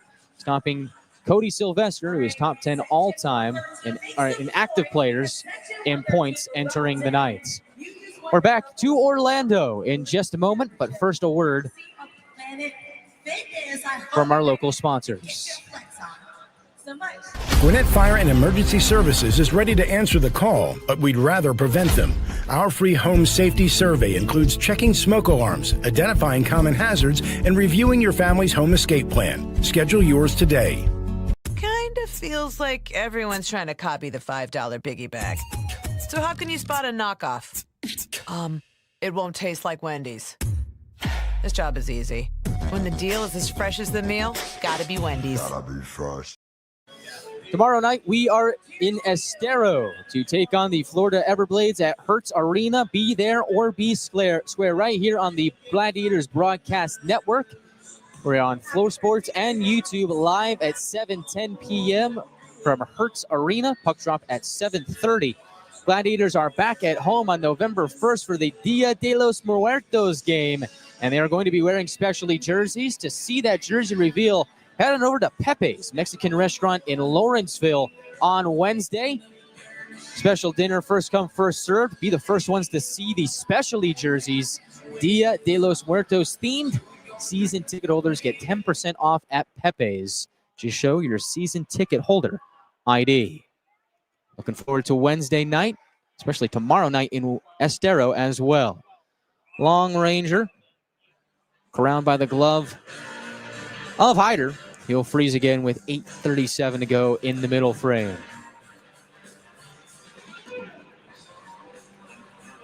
Gladiators and Solar Bears doing battle here tonight in the 112th all-time meeting between these two clubs. Atlanta is 58-44-9 all-time against Orlando. This is the first of 7 meetings this season. Interestingly enough, these two teams will not see each other again until January 25th for a 2-game set back here in Orlando. So we won't see the Solar Bears for quite some time. Getting a good taste of each other here. Here's a steal from Boudon. Puts it on goal for a quick stop by Langenegger. We saw Louis Boudon do that on Sunday as well. That led to the Burns short-handed goal. Just very pesky, very active with his stick. Creates a chance there. Here's Francis on the left wing. Gets stymied initially. Good defensive play made there by Chris Harper for Orlando. Puck is driven over to the far side boards. We're right back to work. Is French forward Louis Boudon. The alternate captain sees the puck go below the Orlando goal line. Gets another steal on his backhand. Cycles up to the line. Has Nychuk, who locates less from the right point, flings it across for Young, fresh off the bench. Orlando gets a piece of it. They'll chuck it into their own bench with 7:40 on the clock in the second. So to recap the action so far, Ryan Francis scored the first goal for Atlanta from Lind and Nychuk, 5:01 into the first period. That was followed by a power play goal from Alex Young later on in the period. 2:26 left on the clock. Young puts it in from Lind and Boudon. And then here in the second, Glads go back to the power play. Orlando takes an ill-advised too-many-men penalty. Gladiators make him pay. It's Young again from Conroy and Lind to make it a 3-0 Gladiator lead. And that's where we stand right now. Young on the Glads looking for more. As Young serves it below the goal line, looking for Denemy. He'll go by him and by Nychuk through the neutral zone and a little bit more. Isak Walther tries to poke it back to Nychuk. Miscommunication there. Comes all the way down to Furiolo on the dump in. Orlando keeps it in at the point. Conti, long try, blocked by the skate of Nychuk. He has the rebound. Tries to propel it out of the zone and does.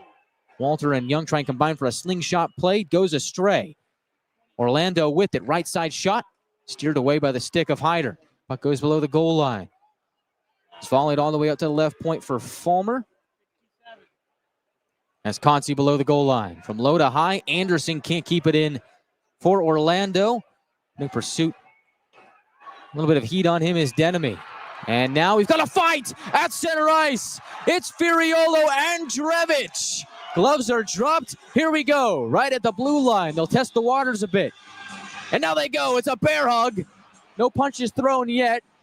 Drevich trying to get one in with his right hand. Gets a couple of uppercuts. Now Furiolo's got a righty. Gets an undercut on Drevich, and he hauls him down. Anthony Furiolo takes down his former teammates. What a scene from the Kia Center. Incredible. Drevich trying to fire up the crowd, but I don't know. I don't think he won that fight. You got to give that one to Anthony Furiolo, although Drevich did get a couple of uppercuts at the start. It was Furiolo that gets the last laugh. Here's the tail of the tape. So Glads fans familiar with Tyler Drevich in his game, known around the league as a bit of a pest. Standing at 5'11", 185 pounds, he took on Anthony Furiolo, who has now proven that he can score, defend, and fight. Furiolo also standing at 5'11", 180. So that is the tail of the tape. First fight of the season. Anthony Furiolo gets the job done against Tyler Drevich. And you got to wonder, how many times did they practice that, quote-unquote practice that during practice over the years as teammates in Atlanta, both on the squad last season. That was the real deal.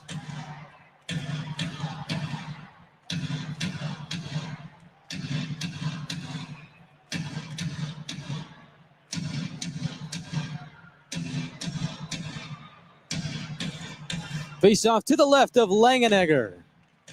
Won by Orlando.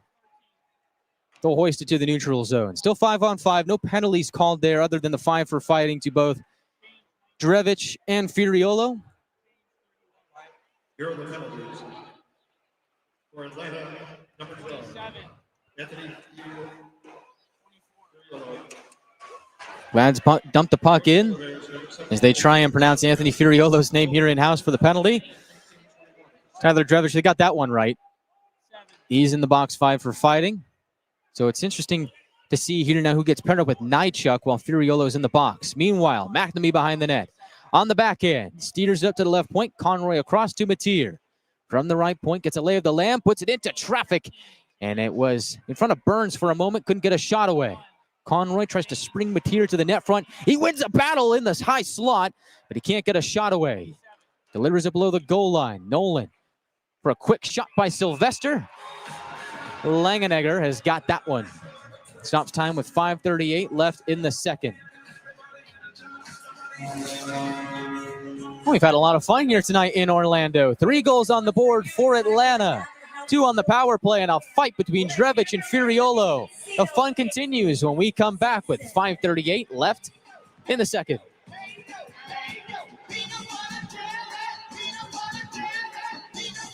Sometimes life's collisions leave us feeling off balance, but at 100% Chiropractic, we know how to get you back on track. We don't just straighten you out, we empower you. We educate you on how to get to the root cause and give you a play-by-play strategy on how to get you back to 100%. We even use lasers. Lasers! Our $49 first experience includes a complete set of comprehensive chiropractic x-rays, a fit 3D scan, and your first life-changing adjustment. Visit us and break the ice. Discover the power of chiropractic care at 100%.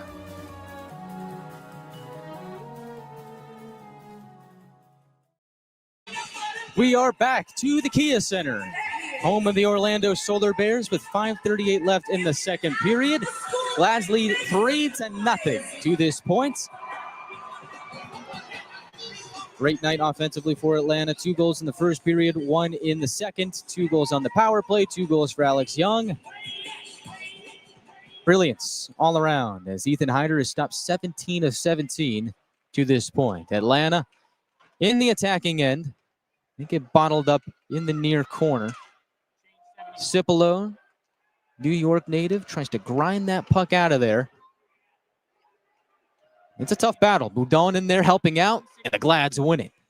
Sylvester to the left point. Jarvis knocks it towards the goal. A floater just escapes the glove of Langenegger. Now Tyler Bird has it. On the left wing, locates Luchuk. Tries to return it to Bird. Jarvis defending, takes a crunch, but makes a good play on the puck. Les has it for Atlanta. In the neutral zone. Gains the red line and knifes it in. Les goes to the bench. Atlanta makes a change. On comes the money line tonight. Lind, Young, and Denemy. Make that Francis as on the right side. Put it in front. And Luchuk directs it out of play.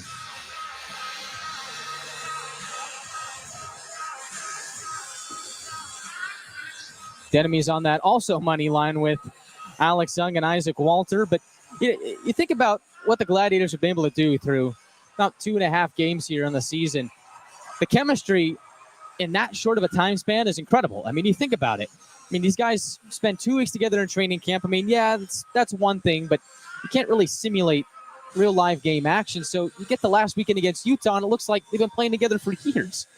Incredible. And you think about a roster that's got about an even split of newcomers and returners, new lines, new head coach in Matt Ginn, who was the assistant last year, but a lot of moving parts, and to gel this quickly, unbelievable stuff from this Gladiators team. Run the defense. Falmer from the left point has an open man, twisted towards the goal for a blocker save by Hyder. He was screened in front. I don't know how he saw that, but he makes the save. His 18th of the night. Now it's Francis on the right wing, gets pinned up a bit by Falmer.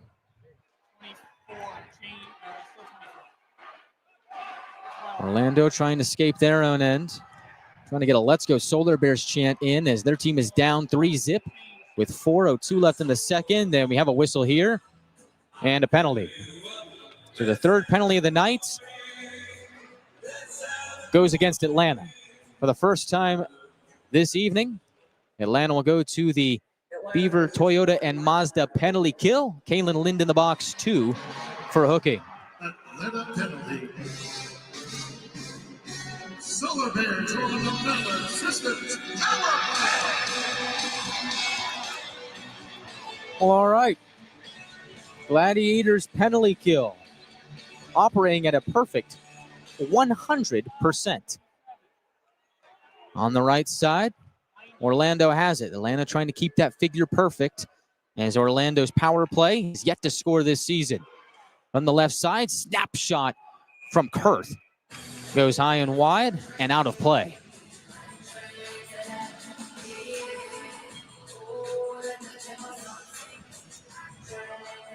Penalty killers on the ice right now for Atlanta. Jarvis with Cipollo, Denemy, and Les. Cipollo will take the face-off against Rollins. The Quinnipiac product has won it for Atlanta. Orlando quickly gets it back. From the high slot, Bardero has a man down low. At the right point, Lucha calls it in. Gill fumbles it in the high slot. Atlanta takes advantage and clears. Luchuk has it surging down the left wing. On the fly, tries to rip off a pass. Les defends nicely, gets a stick on it. Puck is weaseled free by the Gladiators, and they clear again.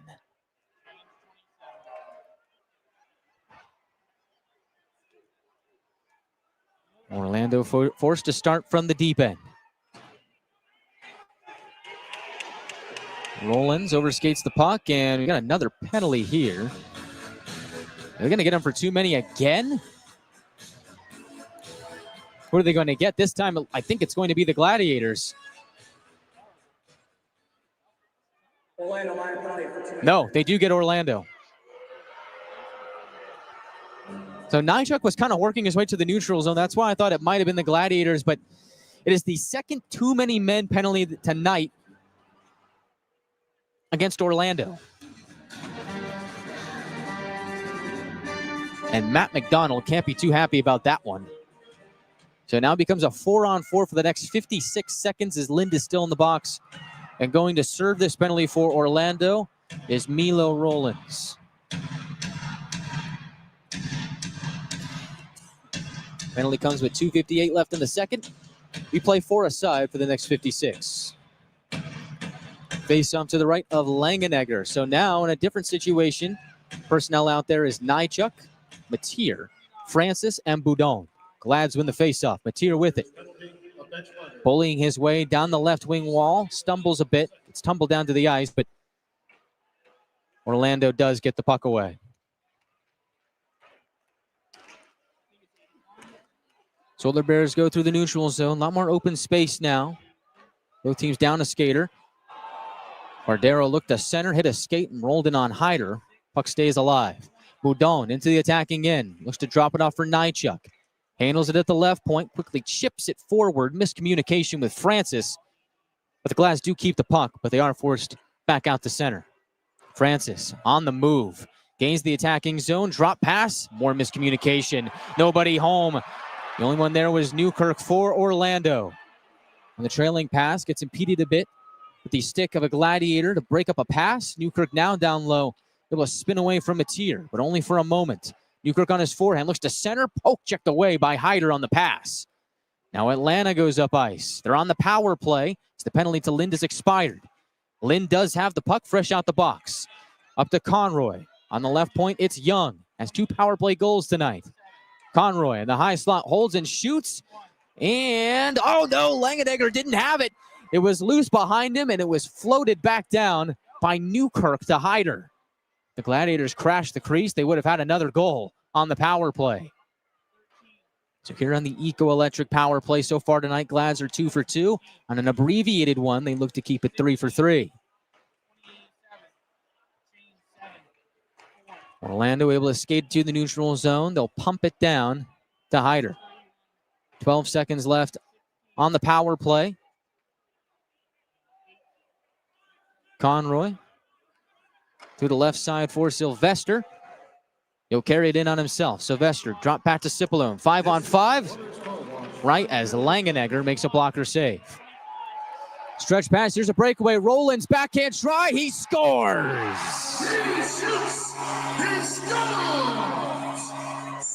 Milo Rollins on the fast break for Orlando. Fresh out the penalty kill. Breaks Hyder's shutout bid. It is 3-1 with 48 seconds left in period 2.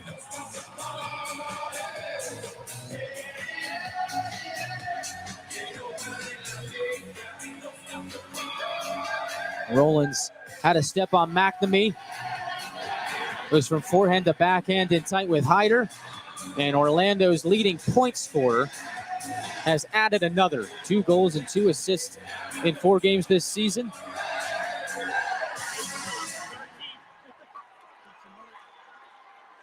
And the Solar Bears are on the board.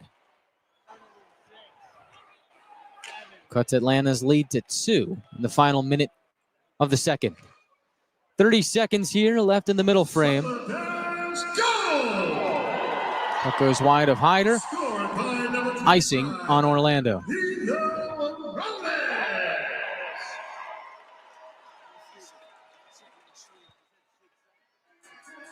10th second of the season. Assist by number 41, Spencer Kirsten.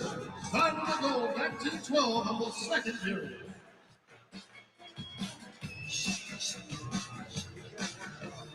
Face off to the right of Langenegger. Won by Orlando. 20 seconds left in the period. Solar Bears on the right side come flying in. Ninechuck able to get a tip on the puck. Get out to center. Orlando wheels it back in with 10 to go. Ninechuck waits behind Hyder, and that should do it for the second period. Matier dumps it down. Clock runs out. Atlanta has the lead 3-1 through 40. At the end of the second period, the score is Atlanta 3, North Solar Bears 1. Orlando has the lead in the shot department, 20-17. Atlanta leads 3-1 through 40 minutes of play. Atlanta scored the first 3 goals. One from Ryan Francis, 5:01 into the first, followed by a late power play goal from Alex Young to give Atlanta a 2-0 lead through 20. Both teams score in the second period. Alex Young on the power play, 5:26 in. Milo Rollins breaks Hyder's shutout bid with 48 seconds left in the period from Spencer Kirsten to make it a 3-1 game. Coming up next on the second intermission report, we'll recap the first 2 periods of play, look ahead to period number 3, take a peek at that out-of-town scoreboard, all that and a whole lot more when we return for the first intermission report from Orlando. Glads lead it 3-1 through 2 periods of play.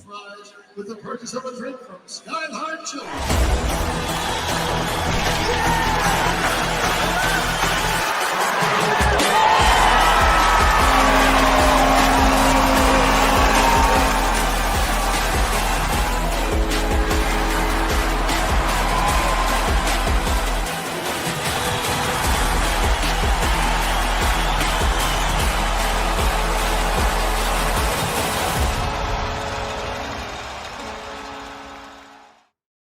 Kind of feels like everyone's trying to copy the $5 biggie bag. So how can you spot a knockoff? It won't taste like Wendy's. This job is easy. When the deal is as fresh as the meal, gotta be Wendy's. Gotta be fresh. Sometimes life's collisions leave us feeling off balance. But at 100% Chiropractic, we know how to get you back on track. We don't just straighten you out, we empower you. We educate you on how to get to the root cause and give you a play-by-play strategy on how to get you back to 100%. We even use lasers. Fucking lasers! Our $49 first experience includes a complete set of comprehensive chiropractic x-rays, a fit 3D scan, and your first life-changing adjustment. Visit us and break the ice. Discover the power of chiropractic care at 100%.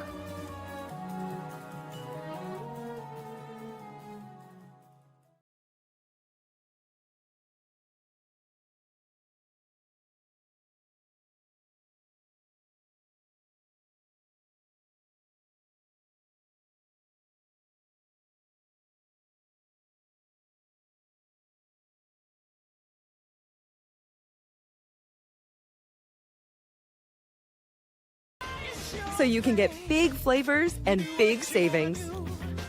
Kroger, fresh for everyone.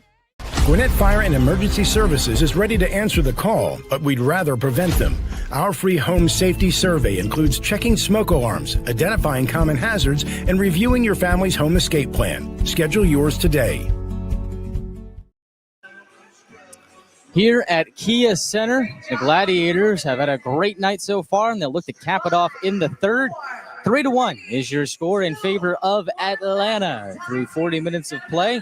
I'm Guy Chiarenza, welcoming you into the second intermission port here on the road. For the first time this season, the Gladiators are on the road, and what an impressive performance in enemy territory it has been so far for this Atlanta crew.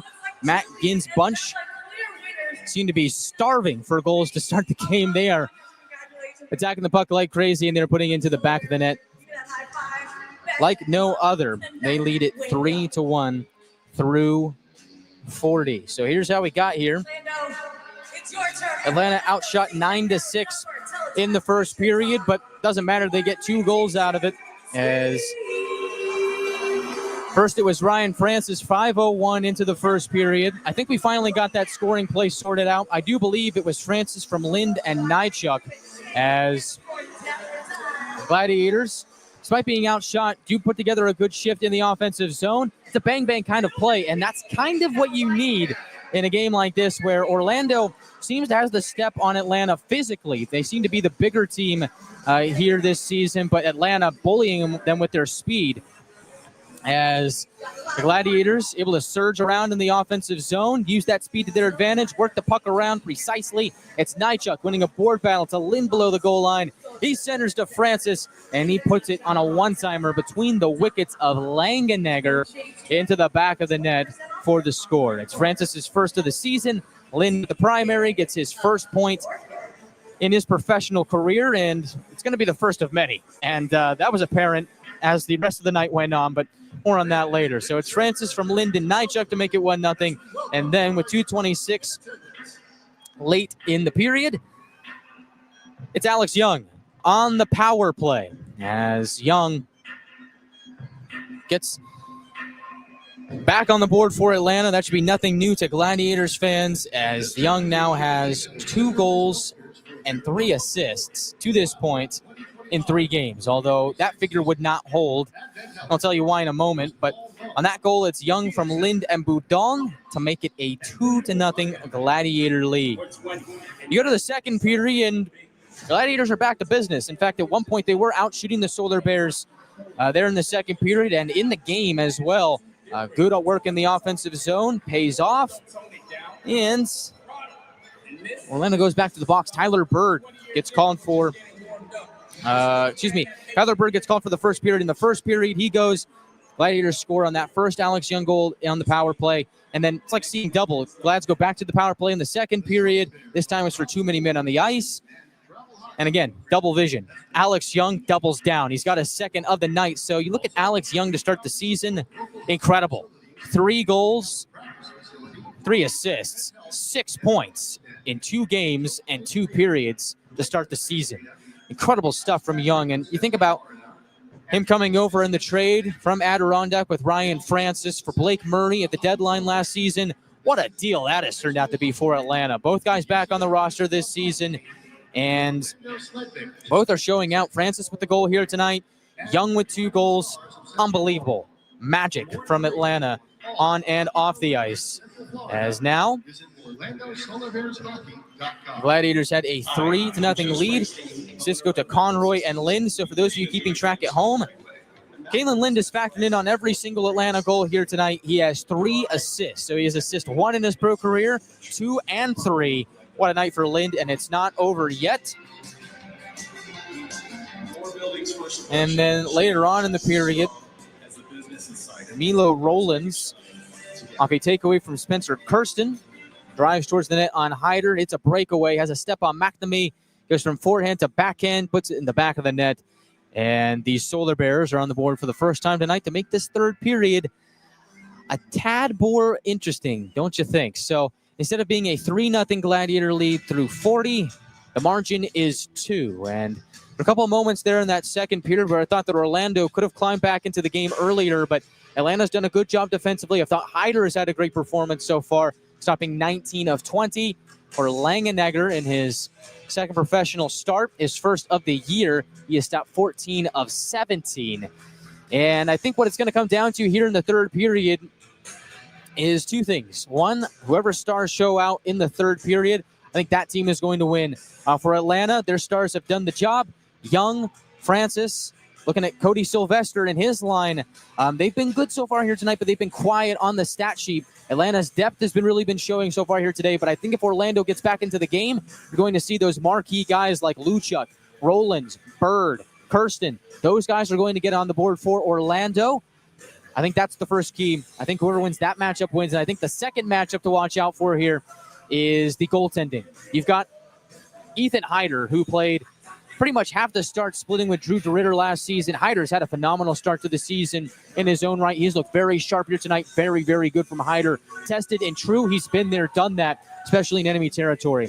On the other end, you've got Ethan Langenegger in goal for the Solar Bears, playing in his second professional game. Played in 1 game with Syracuse last season, but this is the first time that he's really tested this season between the pipes. Remember, the Solar Bears in their 3 games prior against Florida relied on John Gillies for all those games. Well, tonight it's Langenegger's net. He's fared pretty well, but there were a couple of moments where he let the game get behind him, and that's why the Gladiators are in front right now. A couple of those goals I wouldn't say are on him, but for Ethan Langenegger, he has certainly faced some quality chances here tonight. Looks like he got into a rhythm as the game went on, but I really think that for the Gladiators here in the third period, throw everything you've got at the young netminder and make it as difficult as possible for him to pick up his first professional win. So that is my 2 thoughts heading into the third period. When we come back here on the second intermission report, we'll take a look at some scores from around the league as we have another South Division matchup ongoing right now between Savannah and South Carolina. We'll check in on that score, and we'll keep a close eye on the Ghost Pirates as we will see them on the 1st of November back at Gas South Arena for Dia de los Muertos Day. And that game will feature specialty jerseys. Hey, make sure you're with us at Pepe's Mexican Restaurant on Wednesday as we will be revealing those specialty jerseys live at the restaurant. So it's first come, first serve. Make sure you're there. Dinner starts at 6. Jersey is revealed at 6:30. Again, first come, first serve, so you might want to show up early.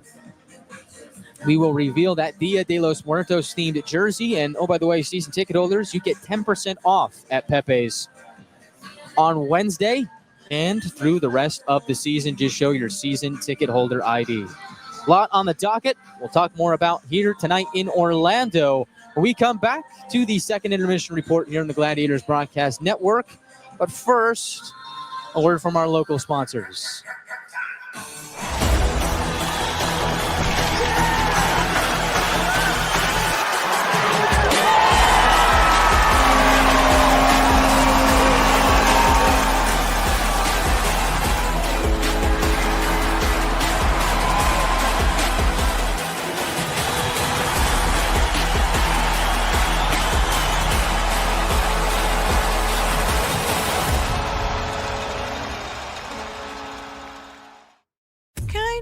feels like everyone's trying to copy the $5 biggie bag.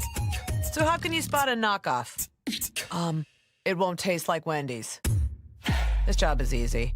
When the deal is as fresh as the meal, gotta be Wendy's. Sometimes life's collisions leave us feeling off balance. But at 100% Chiropractic, we know how to get you back on track. We don't just straighten you out, we empower you.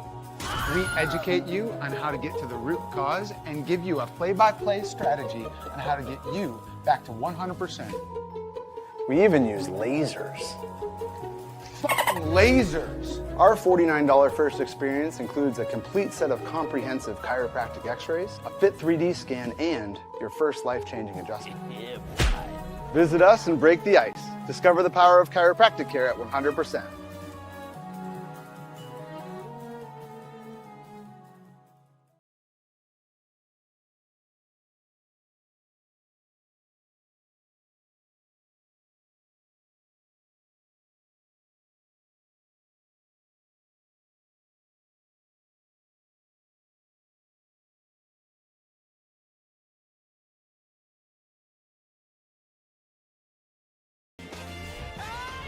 So you can get big flavors and big savings. Kroger, fresh for everyone. Gwinnett Fire and Emergency Services is ready to answer the call, but we'd rather prevent them. Our free home safety survey includes checking smoke alarms, identifying common hazards, and reviewing your family's home escape plan. Schedule yours today. Back here at the Kia Center, we are gearing up for third period action between the Gladiators and the Solar Bears. Healthy night offensively for Atlanta. Pretty good defensive one as well, as the defense has done a good job cleaning up shop in front of Ethan Hyder. Lone goal that was scored by Orlando was scored on a breakaway off a turnover. Otherwise, it's been a perfect night for the Gladiators offensively and defensively, although you got to think that whoever's on their A game here in the third period is going to walk away with the win. So, let's take a look at the out-of-town scoreboard here. Do have another game going on in the South Division. South Carolina Stingrays are at End Market Arena in Savannah, taking on the Ghost Pirates. Savannah puts up a 5 spot. It is 5-1 Ghost Pirates to this point, as that game is in the third period. We'll see Savannah on November 1st when they come to Gas South Arena. And looks like Savannah is just bulldozing the reigning Brabham Cup champions, as they have outshot them 27-17. Savannah scored the first 3 goals of the night. First from Riley Hughes in the first period, a deuce in the second from 2 more forwards to make it 3-0. And then Josh Wilkins scored with 10:33 into the second to make it a 3-1 game. But South Carolina, again, starving for offense, as Savannah gets 2 more from Nicholas Zabana. And the Ghost Pirates lead by 4, as looks like Savannah's on their way to picking up their first win of the season. Atlanta trying to go to 3-0 with a win here tonight, heading into tomorrow night's matchup in Estero, Florida. Make sure you're with us for that one on the Gladiators Broadcast Network. Atlanta will face its biggest test of the season, going up against the reigning South Division champion, the Florida Everblades. And if it wasn't for the Trois-Rivières Lions, I think the Florida Everblades probably had a pretty good chance to four-peat, as they'd won the 3 prior Kelly Cups prior to Trois-Rivières winning over Toledo this past summer. So it'll be a good test for this Atlanta team, especially since Florida came and bulldozed the Solar Bears 6-1 on Tuesday. The Everblades have the night off. They will host the Glads tomorrow in what is going to be an awesome matchup. Looks like they're playing Renegade by Styx here in Orlando. This is something that I've wanted us to do at Gas South Arena. I've been kind of vocal about that throughout the offseason. I don't think we did it in our first 2 games against Utah. I'm all for it. I mean, I don't want to copy Orlando. Technically, Orlando's copying the Pittsburgh Steelers. That's what they do best. And, you know, I think that we should adopt that as well. I know we got some good video guys and graphics guys that could cook something cool up, but, you know, you never know. Gladiators will look to try and finish this thing off strong. Impressive showing so far here tonight in Orlando. Crowd getting fired up. There's a pretty good crowd here so far tonight in Orlando, and Renegade sure to fire them up a little bit as the Glad staff has made their way back out to the bench. Matt Ginn, the head coach, Zach Vanel, the assistant coach, Ben Ellis, the equipment manager, and Nick Nelson, the athletic trainer. I'm also joined up here on press row by Mitch Korn, the Gladiators goaltending coach. We're getting fired up, man, for an impressive third period between the Glads and the Solar Bears. Should be a whole lot of fun.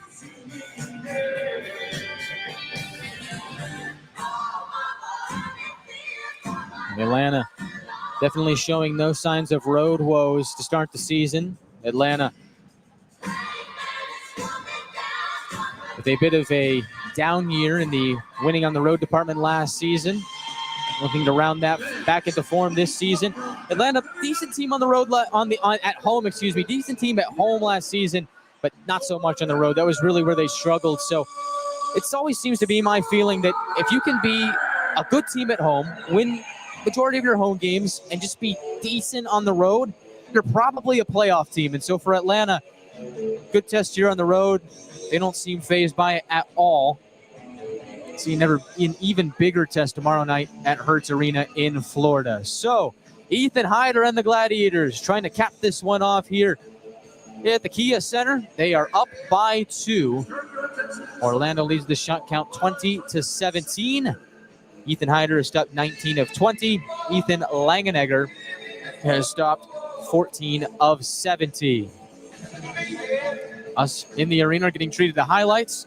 Those of you on Flow Sports, I think you're getting treated to a right outside of Kia Center. This is one of the few road venues where they actually do get a feed up to you on press row. I actually have a monitor to my left. It's quite nice. I like it. It's awesome.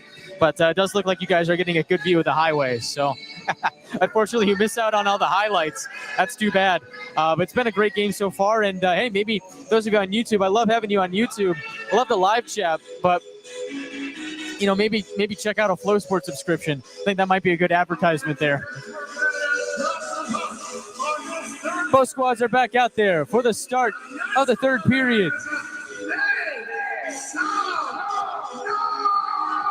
I see Sylvester with Cipollone and McNamee here to start the third period. Interesting combo there.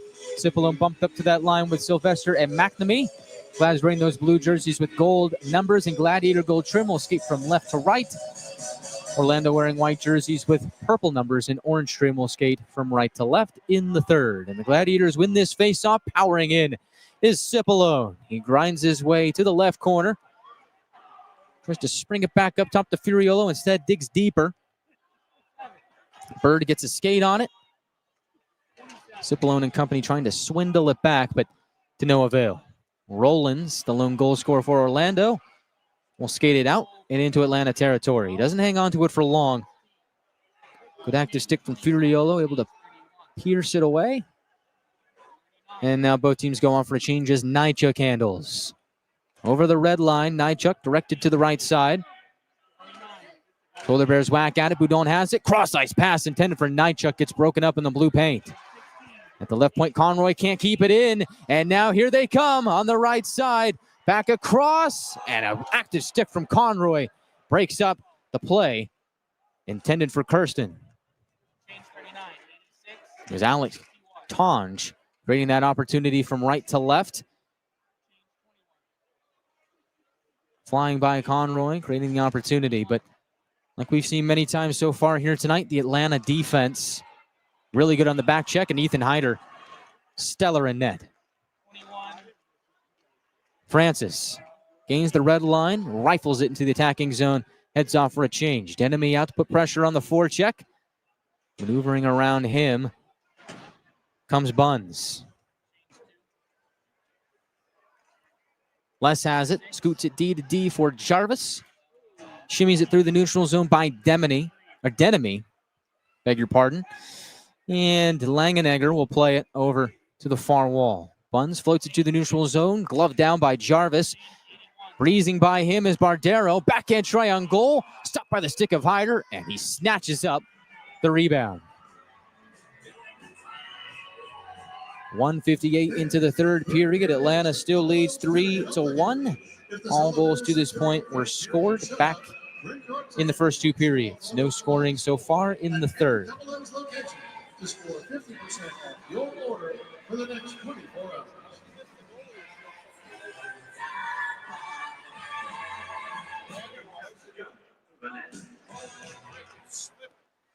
Atlanta sees the puck go behind the net. Kick save made by Hyder on the initial try. Orlando can't keep it in, and his Buns had momentum carry him back out to center ice, and so now Orlando plays catch in their own end as they start their next breakout. From the red line, Walther to the right side. Young will lift it in. Little tip goes down to the end wall where Walther crunches a solar bear. Consi felt the pain from Walther. Orlando trying to muscle their way out to center, and they do. Atlanta will feed it back in and get off for a partial change. Drevich, cross-ice pass, broken up by McNamee. Celebrating his 33rd birthday here today. Happy birthday to Mike. Land's looking to get a win here today. Nolan surging down the left wing. On his backhand, couldn't get a shot away. And now Orlando tries to prop it up to the neutral zone, and they will. Potential 3-on-2 developing here. Drop pass, Gill shoots, shoulder save, Hyder. The rebound is spit out to center. One of Hyder's best of the night. 3:25 into the third. Atlanta still leads 3-1. Sylvester sidesteps Rollins. Boudon will hammer it into the attacking zone. Puck hippity hops to the near corner. Orlando scoots it to the opposite side. Sylvester, being a thorn in their side, digs deep. Gets the puck for Atlanta. Orlando able to swindle it right back. And now they will slow play down a bit, get a lay of the land. Orlando not letting him do it. All right, excuse me, Atlanta not letting him do it, though. Good forecheck there from the Glads. On the left wing, Kirsten rolls in, centering feed, backhand try, stopped by Hyder. Reese Newkirk right in front, and Hyder up to the task. Here comes Newkirk right back in. Defended by Cipolone. Glads chop it up to Lind. On the move, darts down the left wing, tries to rip a shot off. Defended nicely by J.C. Brassard. Rolls in on Langenegger. He keeps play moving. 15:30 left in the third. No goals so far here in the third period. Jarvis to Francis. Slithers his way into the attacking zone. Tries to peel it off the wall and direct it around the horn. Puck gets caught on the backside of the net. Later's whacking at it. It comes to Young. With 2 goals tonight. Chips up to the right point for Les. Orlando flying to the neutral zone, able to get it out.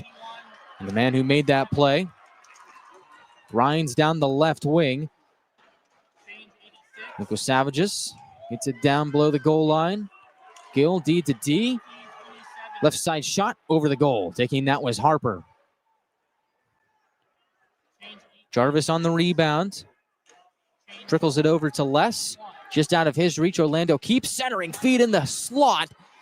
Waiting for it was Kurth, but he couldn't get a good shot away. And our Atlanta will clear for an icing.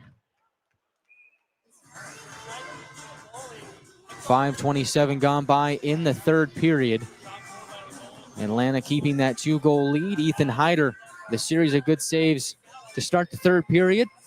He's now up to 23 on the night, and I don't believe the Gladiators have a shot so far here in the third period, unless it has not registered on the in-arena scoreboard.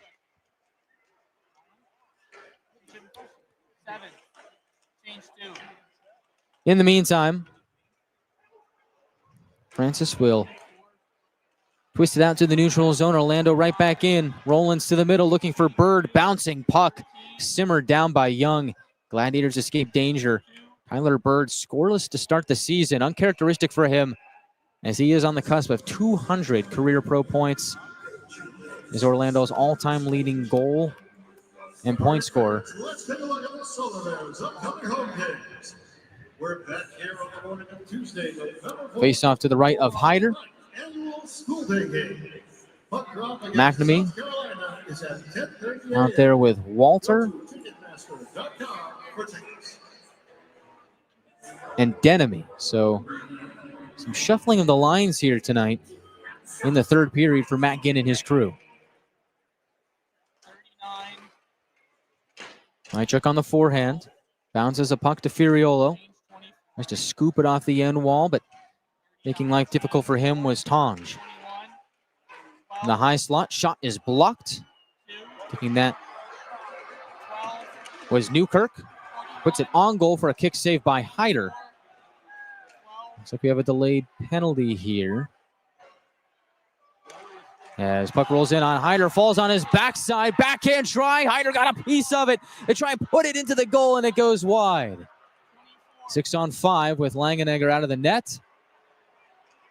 Atlanta still yet to touch up.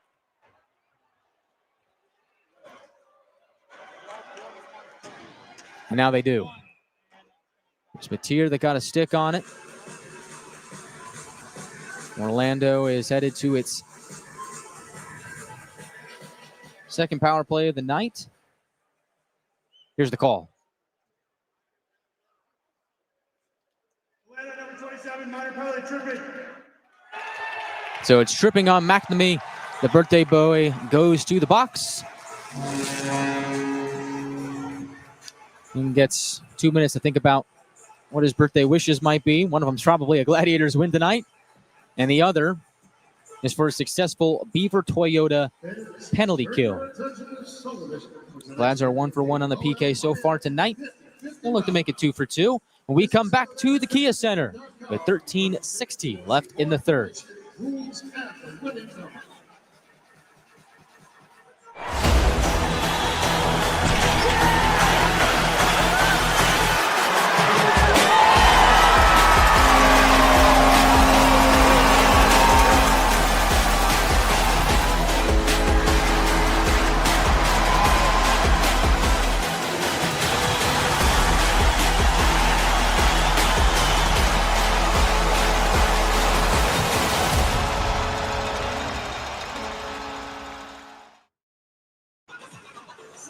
To start this penalty kill, their second of the night. Face-off will be to the right of Hyder. The quartet is Matier, Denemy, Cipollone, and Conroy.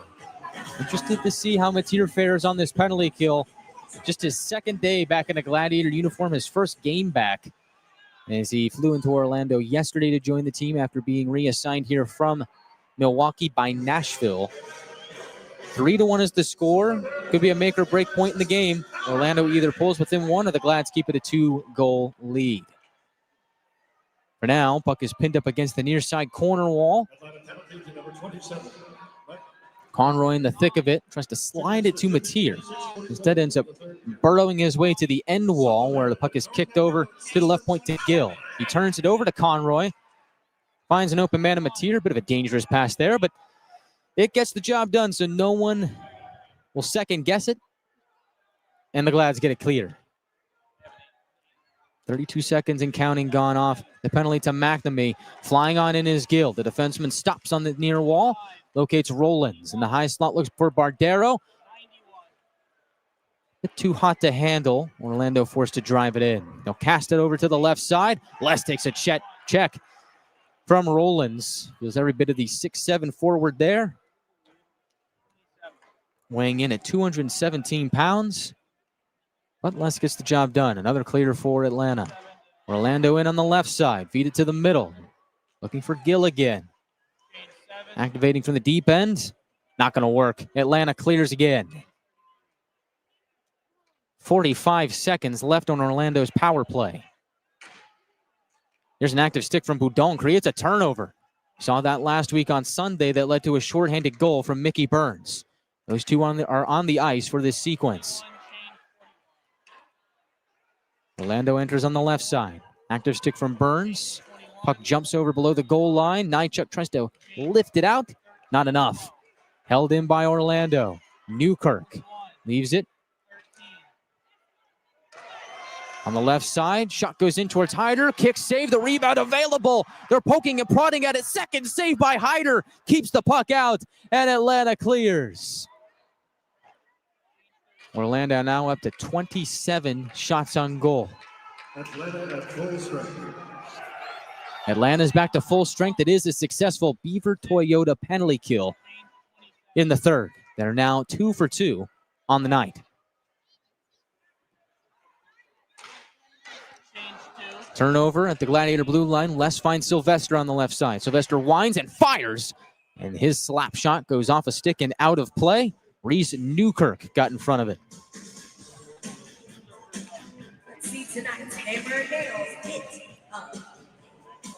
Sylvester will stay out there with Cipollone and Young, Jarvis and Les, the D pairing. So despite being up by 2 goals here in the third, Gladiators are electing to move the lines around a bit. And I don't know if we've seen Ethan Scardina in a while. Keep an eye on it. He did take the check from Bird in the first period that led to the penalty and the power play goal from Young. And that might be the reason that we've seen a bit of shuffling of the lines here. As the puck creeps in on Hyder, he pounces on it to freeze with 10:36 to go in the third. You don't want to speculate, but I don't think we have seen Scardina for quite some time, and I'm trying to do some peeking from across the pond. I don't know if I see him on the Gladiator bench.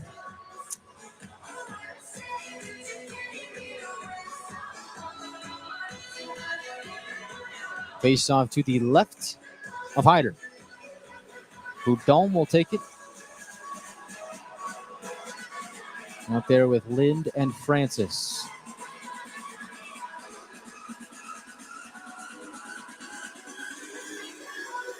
For those of you who have lost video on Flow Sports, we do apologize. Somebody might have forgotten to hit a button or something. Try and let them know if I can. Francis in the neutral zone on the backhand. Spins it to the end wall, giving chases Lind. Comes back to Francis on the near side. Puck is loose. Lind a shot from the high slot. It's blocked. Puck held in the zone by Furiolo. Moves it from high to low to Francis in the near corner. Orlando able to handle as Gill slides it to the neutral zone. And now Orlando thinking things over with 9:55 left in the third. That penalty kill that was successful by Atlanta could prove to be very impactful here if the Gladiators skate out of Orlando with a win. Is the difference between it being 3-2 and what is now 3-1. McNamee moving in tight, looked to go across, trying to get it back as it was broken up by Brassard.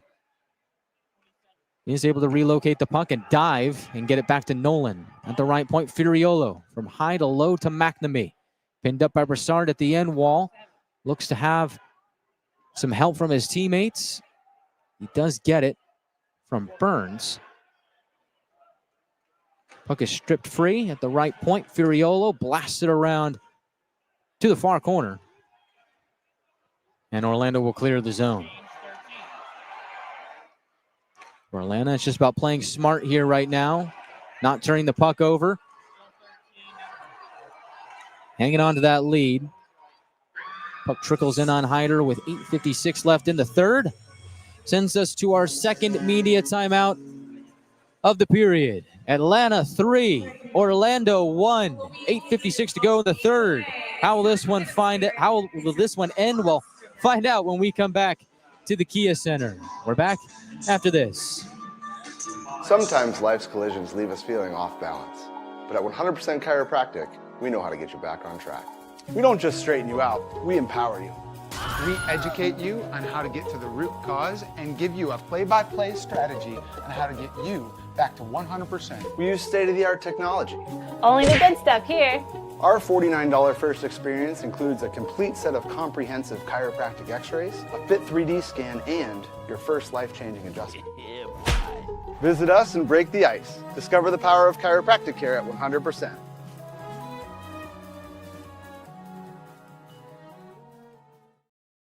The Gladiators are hanging on to a 3-1 lead here with 8:56 left in the third period.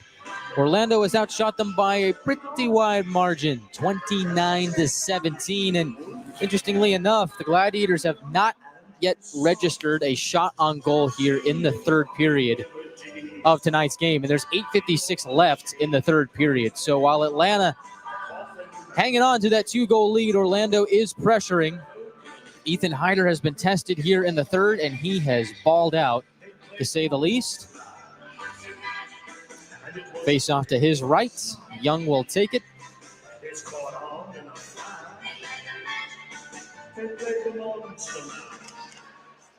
And Bardero will get a touch on it for a second, but Gladiators do have something to say about it as they get it to the line, but not out.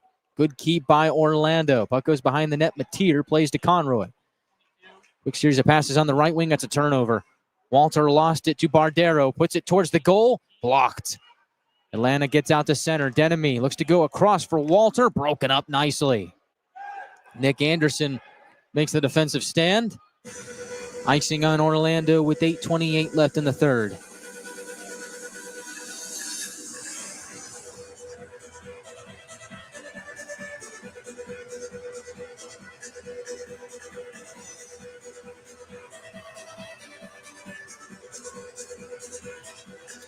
Face-off to the right of Langenegger. It hasn't seen much of any action here in the third period. Although it feels like the Gladiators are still getting chances offensively, but yet they have not yet recorded a shot on goal here in the third. Boudon tries to put one on goal, ends up getting blocked. Over in the far corner, Orlando's Nick Anderson gets it to the neutral zone. Boudon wrapped up there at the blue line. Francis takes it and shoots. Save made, rebound, score! Francis has his second. The Gladiators' 3-goal lead is back. It's 4-1. And there you go. The first two shots of the third period for the Gladiators end up going in the back of the net. Incredible stuff from Ryan Francis. He has his second of the year and second of the night. That trade last season paying dividends. 2 goals for Francis. 2 goals for Young. Gladiators up by 3.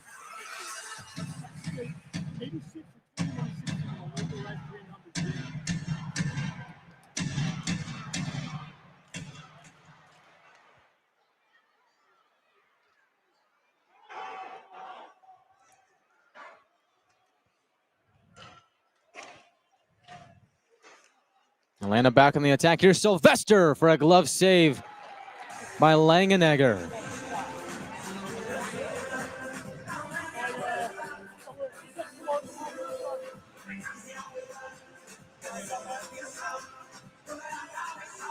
Good chance there for Sylvester. Quick pick play off the wall. Quickly get it over to number 16 in the slot. Takes a couple steps and shoots it into the glove of Langenegger. Face off to the right of the Orlando netminder. Francis's goal is unassisted, coming 11:54 into the third period.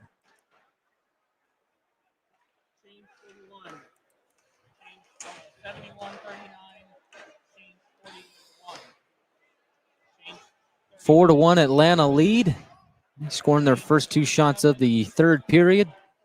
7:24 and counting left in the third. And we've seen it all here tonight.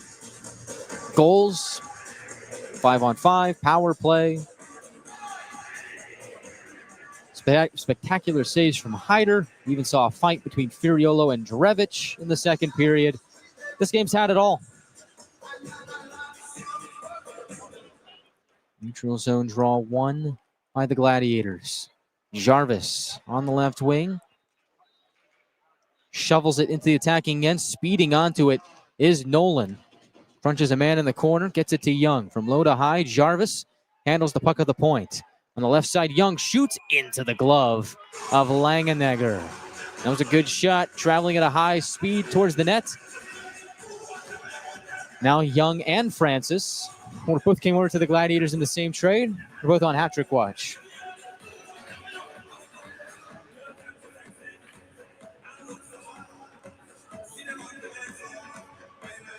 Four to 1 is your score with 7:02 left in the third. Atlanta leads.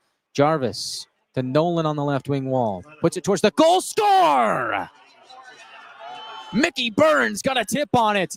5-1 Atlanta. And a hush has fallen over Kia Center.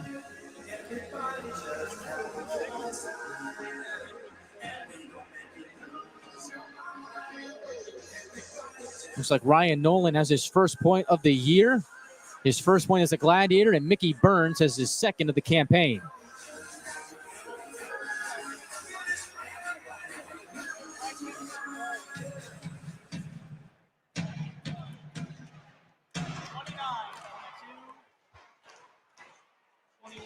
Glads are up by 4.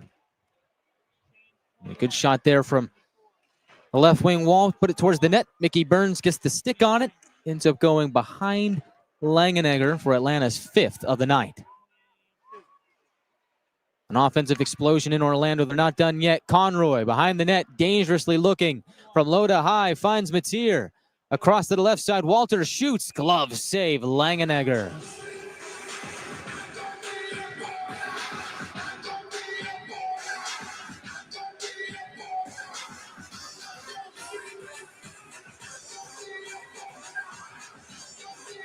Faceoff will be to the right of the Orlando netminder, but while he has made some good saves tonight, he's only stopped 15 of 20. It has been a tough outing in his first professional start of the year, his second in his career.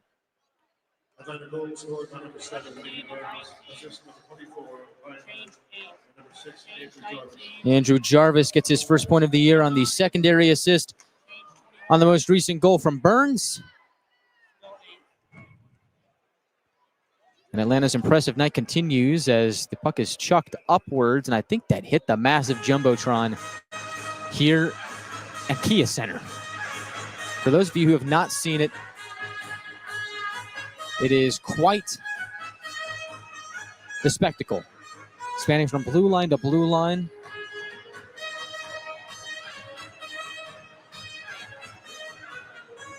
Face off to the left of Hyder.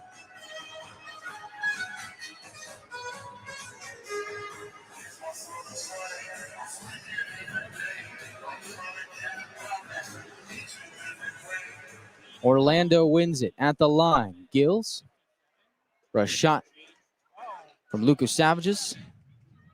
That gets blocked in front of Hyder. But creeps over to the wall and now behind the cage.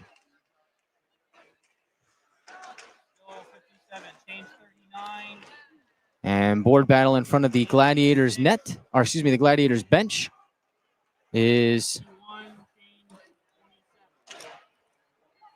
won by Orlando as Gill, chip and chase, goes behind the net.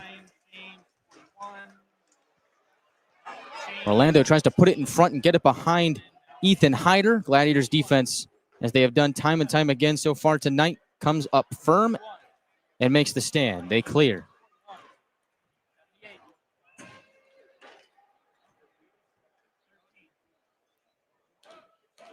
Behind the net go the Solar Bears. They sweep it out to the right wing. On the move, trying to get back on the board. Under 5 minutes left in the third. Puck trickles in on Hyder.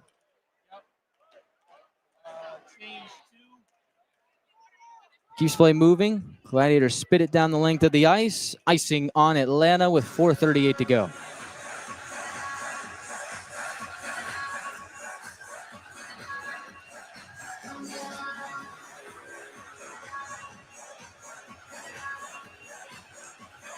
Faceoff will be to the right of Hyder. What an impressive night it has been for this Gladiator squad. Offensively and defensively, despite being outshot 29-22 right now. Atlanta's held firm. 5 goals on the board. Their season high. Ethan Hyder stopping a season high 20 of 29 to this point. And 2 goals on the power play. A lot to love for Matt Ginn and his crew. 4:20 left in the third. Puck is dealt back down deep in the Atlanta end. Matier pitchforks it out of play, and we might get a delay of game penalty here. At least Rollins thinks that's the case. And it will be. So welcome back to Atlanta, Jack Matier. He'll spend the next few minutes in the penalty box for delay of game.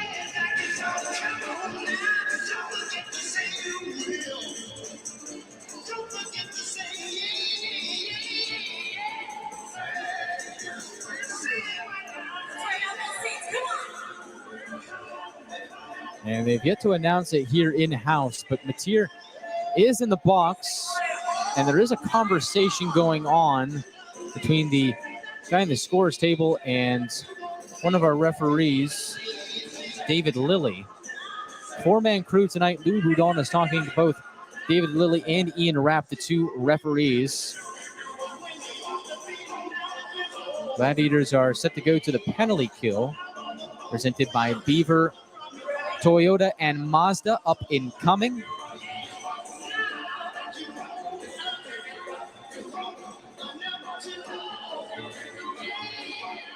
Gladiators will be back at home on November 1st, take on the Savannah Ghost Pirates. And it is delay a game against Matier that sends Orlando to the power play for the third time tonight. Atlanta's 2 for 2 in the PK so far. Atlanta will be in Florida tomorrow night to take on the Everblades. Coverage starts at 7:10 Eastern. So the Solar Bears on the man advantage, looking to get one back from the right circle. Quick pass. Shot is blocked. Taking that chance with Spencer Kirsten. Puck is cleared down the length of the ice, and Atlanta has already killed off 20 seconds and change.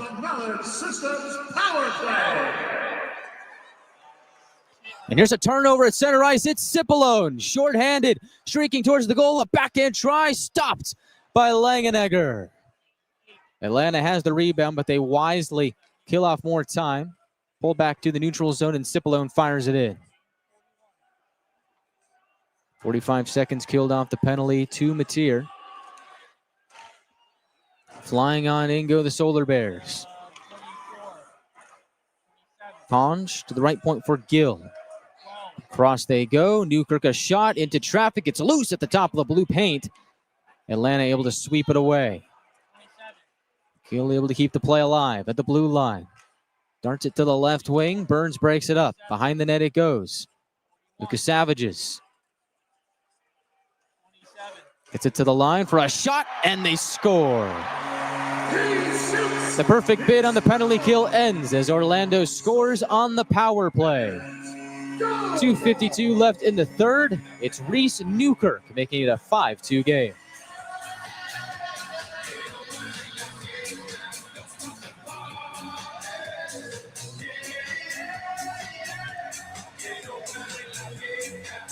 I think he got a tip on it in front. We'll see. Yes, he did.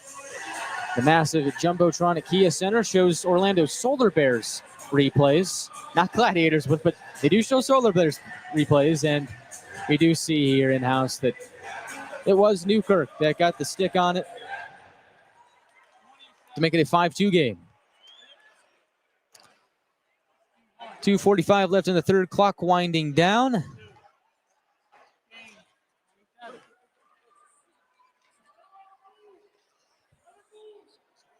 Face off in the play moves to the far corner of the Orlando zone.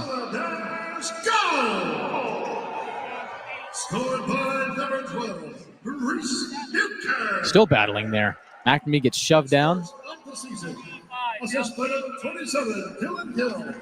Dylan Gill gets the primary assist on the goal from Newkirk. On Orlando's second, here's a shot wide left of Hyder. Taking that was Luchuk. And they've been quiet so far tonight. Luchuk, Bird, Rollins does have a goal, but otherwise a quiet night from that line. And now a penalty here. Tempers flaring late in the game. Under 2 minutes to go, 1:50 on the clock. We're going to get another penalty here, and I think it's going to go on Bird.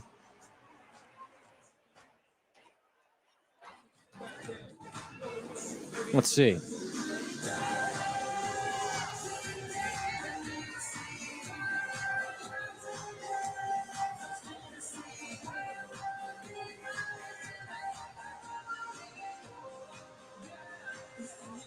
Taking some time here. Really think this one over. It's actually going to go against the Gladiators. Ryan Francis goes to the box in a stunning turn of events here. I don't think they've yet to make an official call on the ice, but Looks like the Gladiators going back to the penalty kill.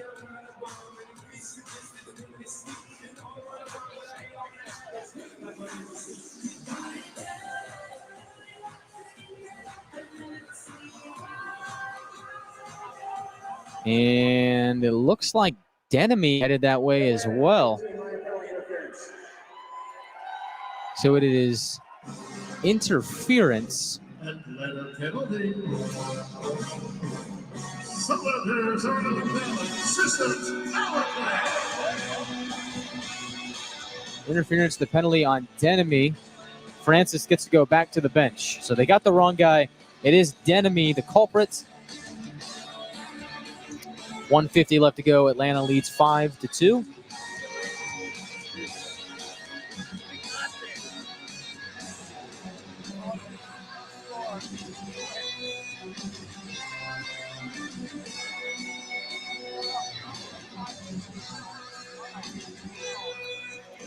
And a conversation going on at the Gladiators bench. Matt Ginn talking to David Lilly, one of the two referees. And Matt Ginn doesn't seem too happy. He's talking with his hands here, a little animated. Probably trying to figure out what in the world that call was. Orlando calls a timeout with 1:50 to go. We'll keep it here. We'll see if Orlando keeps Langenegger in the net. Right now, he's on the ice, chilling on the bench as Matt McDonald talks things over with his crew. Orlando down by 3. Time not on their side, but they do have the advantage headed to the power play, which, your guess is as good as mine. It seemed like everybody was bundled up in that play, and a lot of those times you just everybody either skates off scot-free or two guys go to keep it even. It ends up going as a penalty against Denemy, so that's why we have Orlando headed to the power play and Atlanta to the penalty kill with 1:50 left in the third in a 3-goal game. Cipollone out there with Les, Nolan, and Jarvis to start the penalty kill. Langenegger still out there, although he is at the top of the circles, awaiting the word, and it looks like if Orlando wins this face-off, he'll head to the bench. They do not. So he backpedals a bit. Les tries to clear it out, and he can't. Orlando has possession. Langenegger to the bench. 6-on-4. As a long shot goes off a stick and into the far corner. 6-on-4 action here with the net empty. Atlanta clears it to the line, held in. Brassard to the left side, down low. They'll spin towards the net. Lucas Savages fires one over the top of the goal. Clearing attempt again, thwarted. 1:15 left in the third. Solar Bears looking from low to high. Brassard across and down low. Kirsten to the left side. Snapshot wide of Hyder. Kirsten's got the rebound. They'll go across. Tonge down to the middle in the blue paint. Hyder can't get a paw on it, and they stuff it in. So it's another power play goal for Orlando. 5-3 with 50 to go.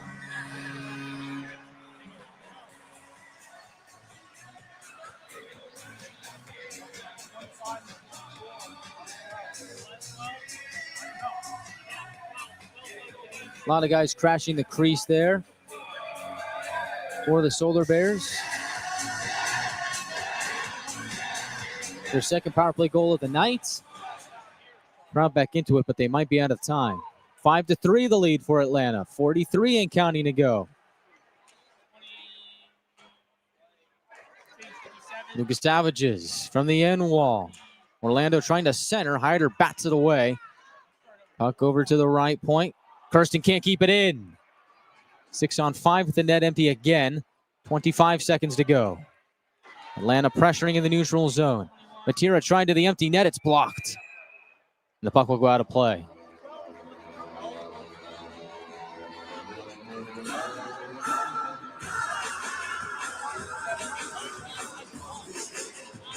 So 18 and a half seconds left in the third. I mean, someone think that this is put on ice, all but over. But I mean, I don't know. We've seen crazier things. Some kids do the 6-7 dance. Not even a 6-7 moment going on right now, so I don't know what that's about. Face off to the right of Hyder. Solar Bears win it. Long try, well wide of Hyder. 14 to go. Luchuk puts it on net. Hyder gobbles it up, eats it for dinner, and freezes with 11 seconds left in the third.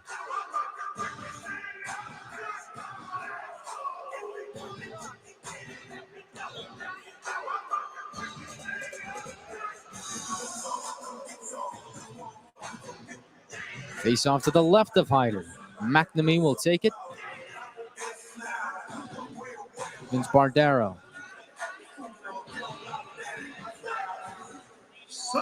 He wins it. Gill from the right point. Snapshot blocked. 5 seconds to go. Mateer pins it up against the wall. And that is all from the Kia Center. The Gladiators win 5-3. 2 goals for Francis, 2 goals for Young, and Atlanta improves to a perfect 3-0. And that's the game. The final score. Atlanta 5, Solar Bears 0. Shots on goal for the game for Atlanta 0. For Solar Bears 30. The Gladiators stay perfect. They improve to 3-0 on the season with a 5-3 win in Orlando. Their first road test of the season is their first road victory. As they head to Estero tomorrow night to face the Everblades on top of the world with a perfect 3-0 record. Talk all about this one when we come back to the postgame show here from Kia Center. Once again, your final score: Atlanta 5, Orlando 3. Orlando outshoots Atlanta 34-24, but it does not matter as the Gladiators skate away with their 3rd victory of the year. We'll talk more about it on the other side of the break here on the Gladiators Broadcast Network.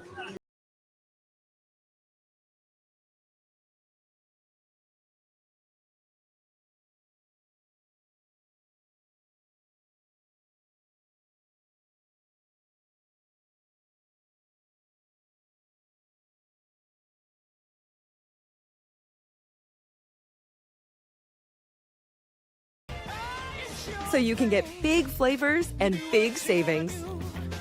Kroger, fresh for everyone. Kind of feels like everyone's trying to copy the $5 biggie bag. So how can you spot a knockoff? It won't taste like Wendy's. This job is easy. When the deal is as fresh as the meal, gotta be Wendy's. Gotta be fresh. Impressive outing for the Gladiators in their first road test of the season, in their first divisional matchup of the year. The offense explodes. Atlanta wins 5-3 with 2 power play goals to boot. Incredible night all around for Atlanta. Here's how it happened. You go all the way back to the first period, and Ryan Francis gets the scoring started from Kalen Lind and Chad Nychuk. 5:01 into the first period. Simple play. Bang, bang. Nychuk wins a battle along the boards, finds Lind below the goal line. He centers it to Francis in the slot. He hammers it home for his first goal of the season and his first goal of the night. More on that to follow. Alex Young gets on the board late in the first period with 2:26 to go. In the opening frame, Gladiators on the power play. Young buries it from Lind and Boudon to make it a 2-0 Gladiators lead. And special teams did play a factor in tonight's game here tonight, but Young gets the Gladiators off on the right foot on the man advantage. Tyler Bird in the box for a boarding minor on Ethan Scardina, which I don't think we saw Scardina for much after that point, and it looked like the Gladiators had to do some line shuffling as the night went on. I don't think we saw him in the second period or the third period, so hopefully he's all right. You don't want to speculate, but we did not see Scardina from that point afterwards. And the Gladiators took a 2-0 lead on that power play goal from Young. Alex Young makes his name heard around the world again. Gets the scoring started in the second period to make it a 3-0 Gladiator lead. 5:26 into the period. Young from Conroy and Lind back on the power play makes it a 3-0 lead for the Gladiators. Lind with 3 assists to that point. Young with 2 goals. Things are all in well for the Gladiators. But then, later on in the second period, Milo Rollins gets on the board for Orlando, as after we saw a thrilling, epic fight in the neutral zone in the second period about midway through between Anthony Furiolo and Tyler Drevich, the two teammates last season with Atlanta. Drevich now in Orlando, Furiolo still with the Gladiators. The Solar Bears do pot one then, the back of the net, before the period ends with 48 seconds to go. Rollins on the breakaway scores to make it 3-1. For the third period, Gladiators are back on the board. Ryan Francis, 11:54 into the period, makes it a 4-1 Gladiator lead, followed just a tad under 2 minutes later. Mickey Burns, off a tip shot from Ryan Nolan and Andrew Jarvis, ends up making it a 5-1 Gladiator lead. And it's worth noting that Kalen Lynn did assist on the second Francis goal as well. Kalen Lynn finishes the night with 4 assists. Incredible. So he enters the night having played 2 pro games, no points to show for it. Tonight, he walks out with 4. 4 assists for Kalen Lind. Incredible. Congratulations on your first 4 professional points, Kalen Lind. Have yourself a night. And Ryan Francis and Alex Young certainly did that. They finished the night with 2 goals each. And Ryan Nolan on that final goal from Burns makes it 5-1 game with the initial shot tipped in by Burns. And he also gets his first point as a Gladiator on that play. But Solar Bears wouldn't go away quietly, although they did run out of time in the end. 17:08 into the third period. So just a couple seconds, under 3 minutes to go. Reese Newkirk is able to jam in a power play goal to make it 5-2. And then finally, 50 seconds left. It's Newkirk again from Luka Savages and Alex Tonge to make it a 5-3 final score. So much of the night, the Gladiators really dominated the Solar Bears with their speed. And there were moments where Orlando was able to use their speed, or excuse me, their size to their advantage and kind of take care of the Gladiators when they had to, but it was too much. Too much for Atlanta, too much speed, too much skill.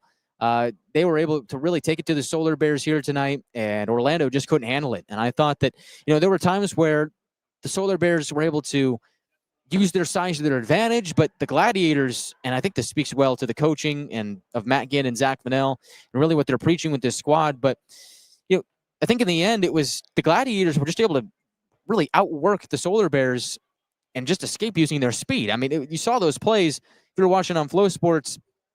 I mean, you had these plays where the Gladiators just running around in the offensive zone, run and gun action, but the passing was so precise that they were able to really shake things off when Orlando threw them at them.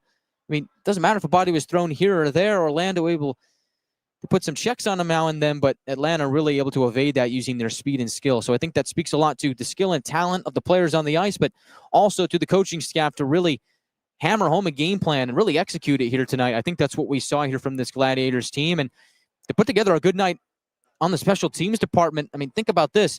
Atlanta ends up going 2 for 3 in the power play. They do go 2 for 4 on the penalty kill, but 2 of those goals came in garbage time anyway, so doesn't really matter all that much for the Gladiators, although it is going to hit them in the stat department, but I don't think the Gladiators will care all that much as they do end up winning this game 5-3 and improve to 3-0. For the first time this season, the Gladiators get outshot in a game this year, 34-24 in favor of Orlando is that tally. In fact, there was a moment in the third period where the Gladiators, with about 9 minutes to go, had not registered a shot on goal in the third period, and then you get a quick couple on goal, and the second one ends up being a goal. Francis' initial shot gets stopped by Langenegger, and then the second is buried by Francis for his second score. So, this Gladiators team throughout the course of 3 games has really faced every scenario in the book, every single thing of idea of adversity that's thrown at them. They've been able to overcome it. First in the comeback win on opening night against Utah. In the second game on Sunday, they played with the lead for much of the time. Here tonight, they did play with the lead much again, but again, factoring in on special teams. You had a fight here tonight. I mean, on the road, the atmosphere, all in all, the Gladiators, when something's thrown at them, they don't break. They bend, but they don't break. And I think, again, that speaks volumes to the leaders in the locker room and the coaching staff as well. So Atlanta outshot for the first time this season, 34-27, outshot 14-7 in the third period. But again, Atlanta able to skate away with the win. And I'd like to know who was picking the 3 stars of the night, because I mean, that's not right. That doesn't make any sense. Ryan Francis is your first star of the game, and well-deserved for Francis as he does finish the night with 2 goals as he gets his first 2 goals of the season. Second star of the night is J.C. Brassard, and I don't think I said his name all that much tonight, but Brassard does end the night with no assists, no points and no assists, so that's interesting. And then the third star of the night ends up going to Kalen Lind, and that's well-deserved as Lind had 4 assists in tonight's game. First 4-point performance for Lind, first 4 professional points.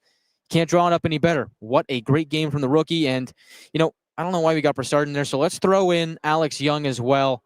Unbelievable stuff from Alex Young as he finishes the night with 2 goals as well. And his hot start to the season continues as Young still leads the team in points. He is now up to 3 goals and 3 assists for 6 points in 3 games. He's up to a 2-point-per-game average. Unbelievable stuff from this Gladiator squad. And let's not let it get lost in the murkiness of this win. Let's not let it get lost in all the stats that Ethan Hyder puts together a great performance, stopping 31 of 34. Again, 2 of those goals coming in garbage time late in the game on the penalty kill. Hyder was phenomenal tonight, especially when Orlando was pressuring in the third period. Hyder picks up his 2nd win of the season. Great stuff all around from the Gladiators. And so now we turn our attention to tomorrow night in Estero. The road trip will come to an end tomorrow, and then we're back at home on the 1st of November on Dia de los Muertos to take on the Savannah Ghost Pirates, wearing specialty jerseys that night. Make sure you're with us at Pepe's Mexican Restaurant on Wednesday for the reveal there. But tomorrow's night's game will be the biggest test for this Gladiator squad. That is without a doubt. I mean, Orlando was a playoff team last year, made it to the 2nd round. Orlando did take down South Carolina, the reigning Brabham Cup champions, in the 1st round last year. Ended up falling to Florida in round 2. And the Florida Everblades seem to be back to their usual shenanigans. They look to be a very good team again this year. Won the South Division last year. 3 straight Kelly Cups before that, before getting knocked out by Trois Rivières in the playoffs last year in the conference final. This is the team to beat in the South Division, and it's been that way for a long, long time. So if the Gladiators can walk into Hertz Arena, a place where they've struggled in the past to win, if they can walk in there and win and improve to 4-0 and head back home, that would be phenomenal for this Gladiators squad, and I think that would really speak volumes as to where they're at this season. But only time will tell, so make sure you're with us tomorrow night at 7:10 Eastern Time, as that is when we will start our coverage from Estero, Florida. Hertz Arena, the venue. Gladiators taking on the Everblades for the first time this season, and they will wrap up the road trip from there. Final score once again here from Orlando. The Gladiators 5 and the Solar Bears 3. Alex Young and Ryan Francis score twice in the victory. Mickey Burns has the finals tally. Ethan Hyder stops 31 of 34 as the Gladiators stay undefeated. We're back again tomorrow night in Estero. I'm Guy Chiarenza saying good night and so long. We'll see you next time in Florida.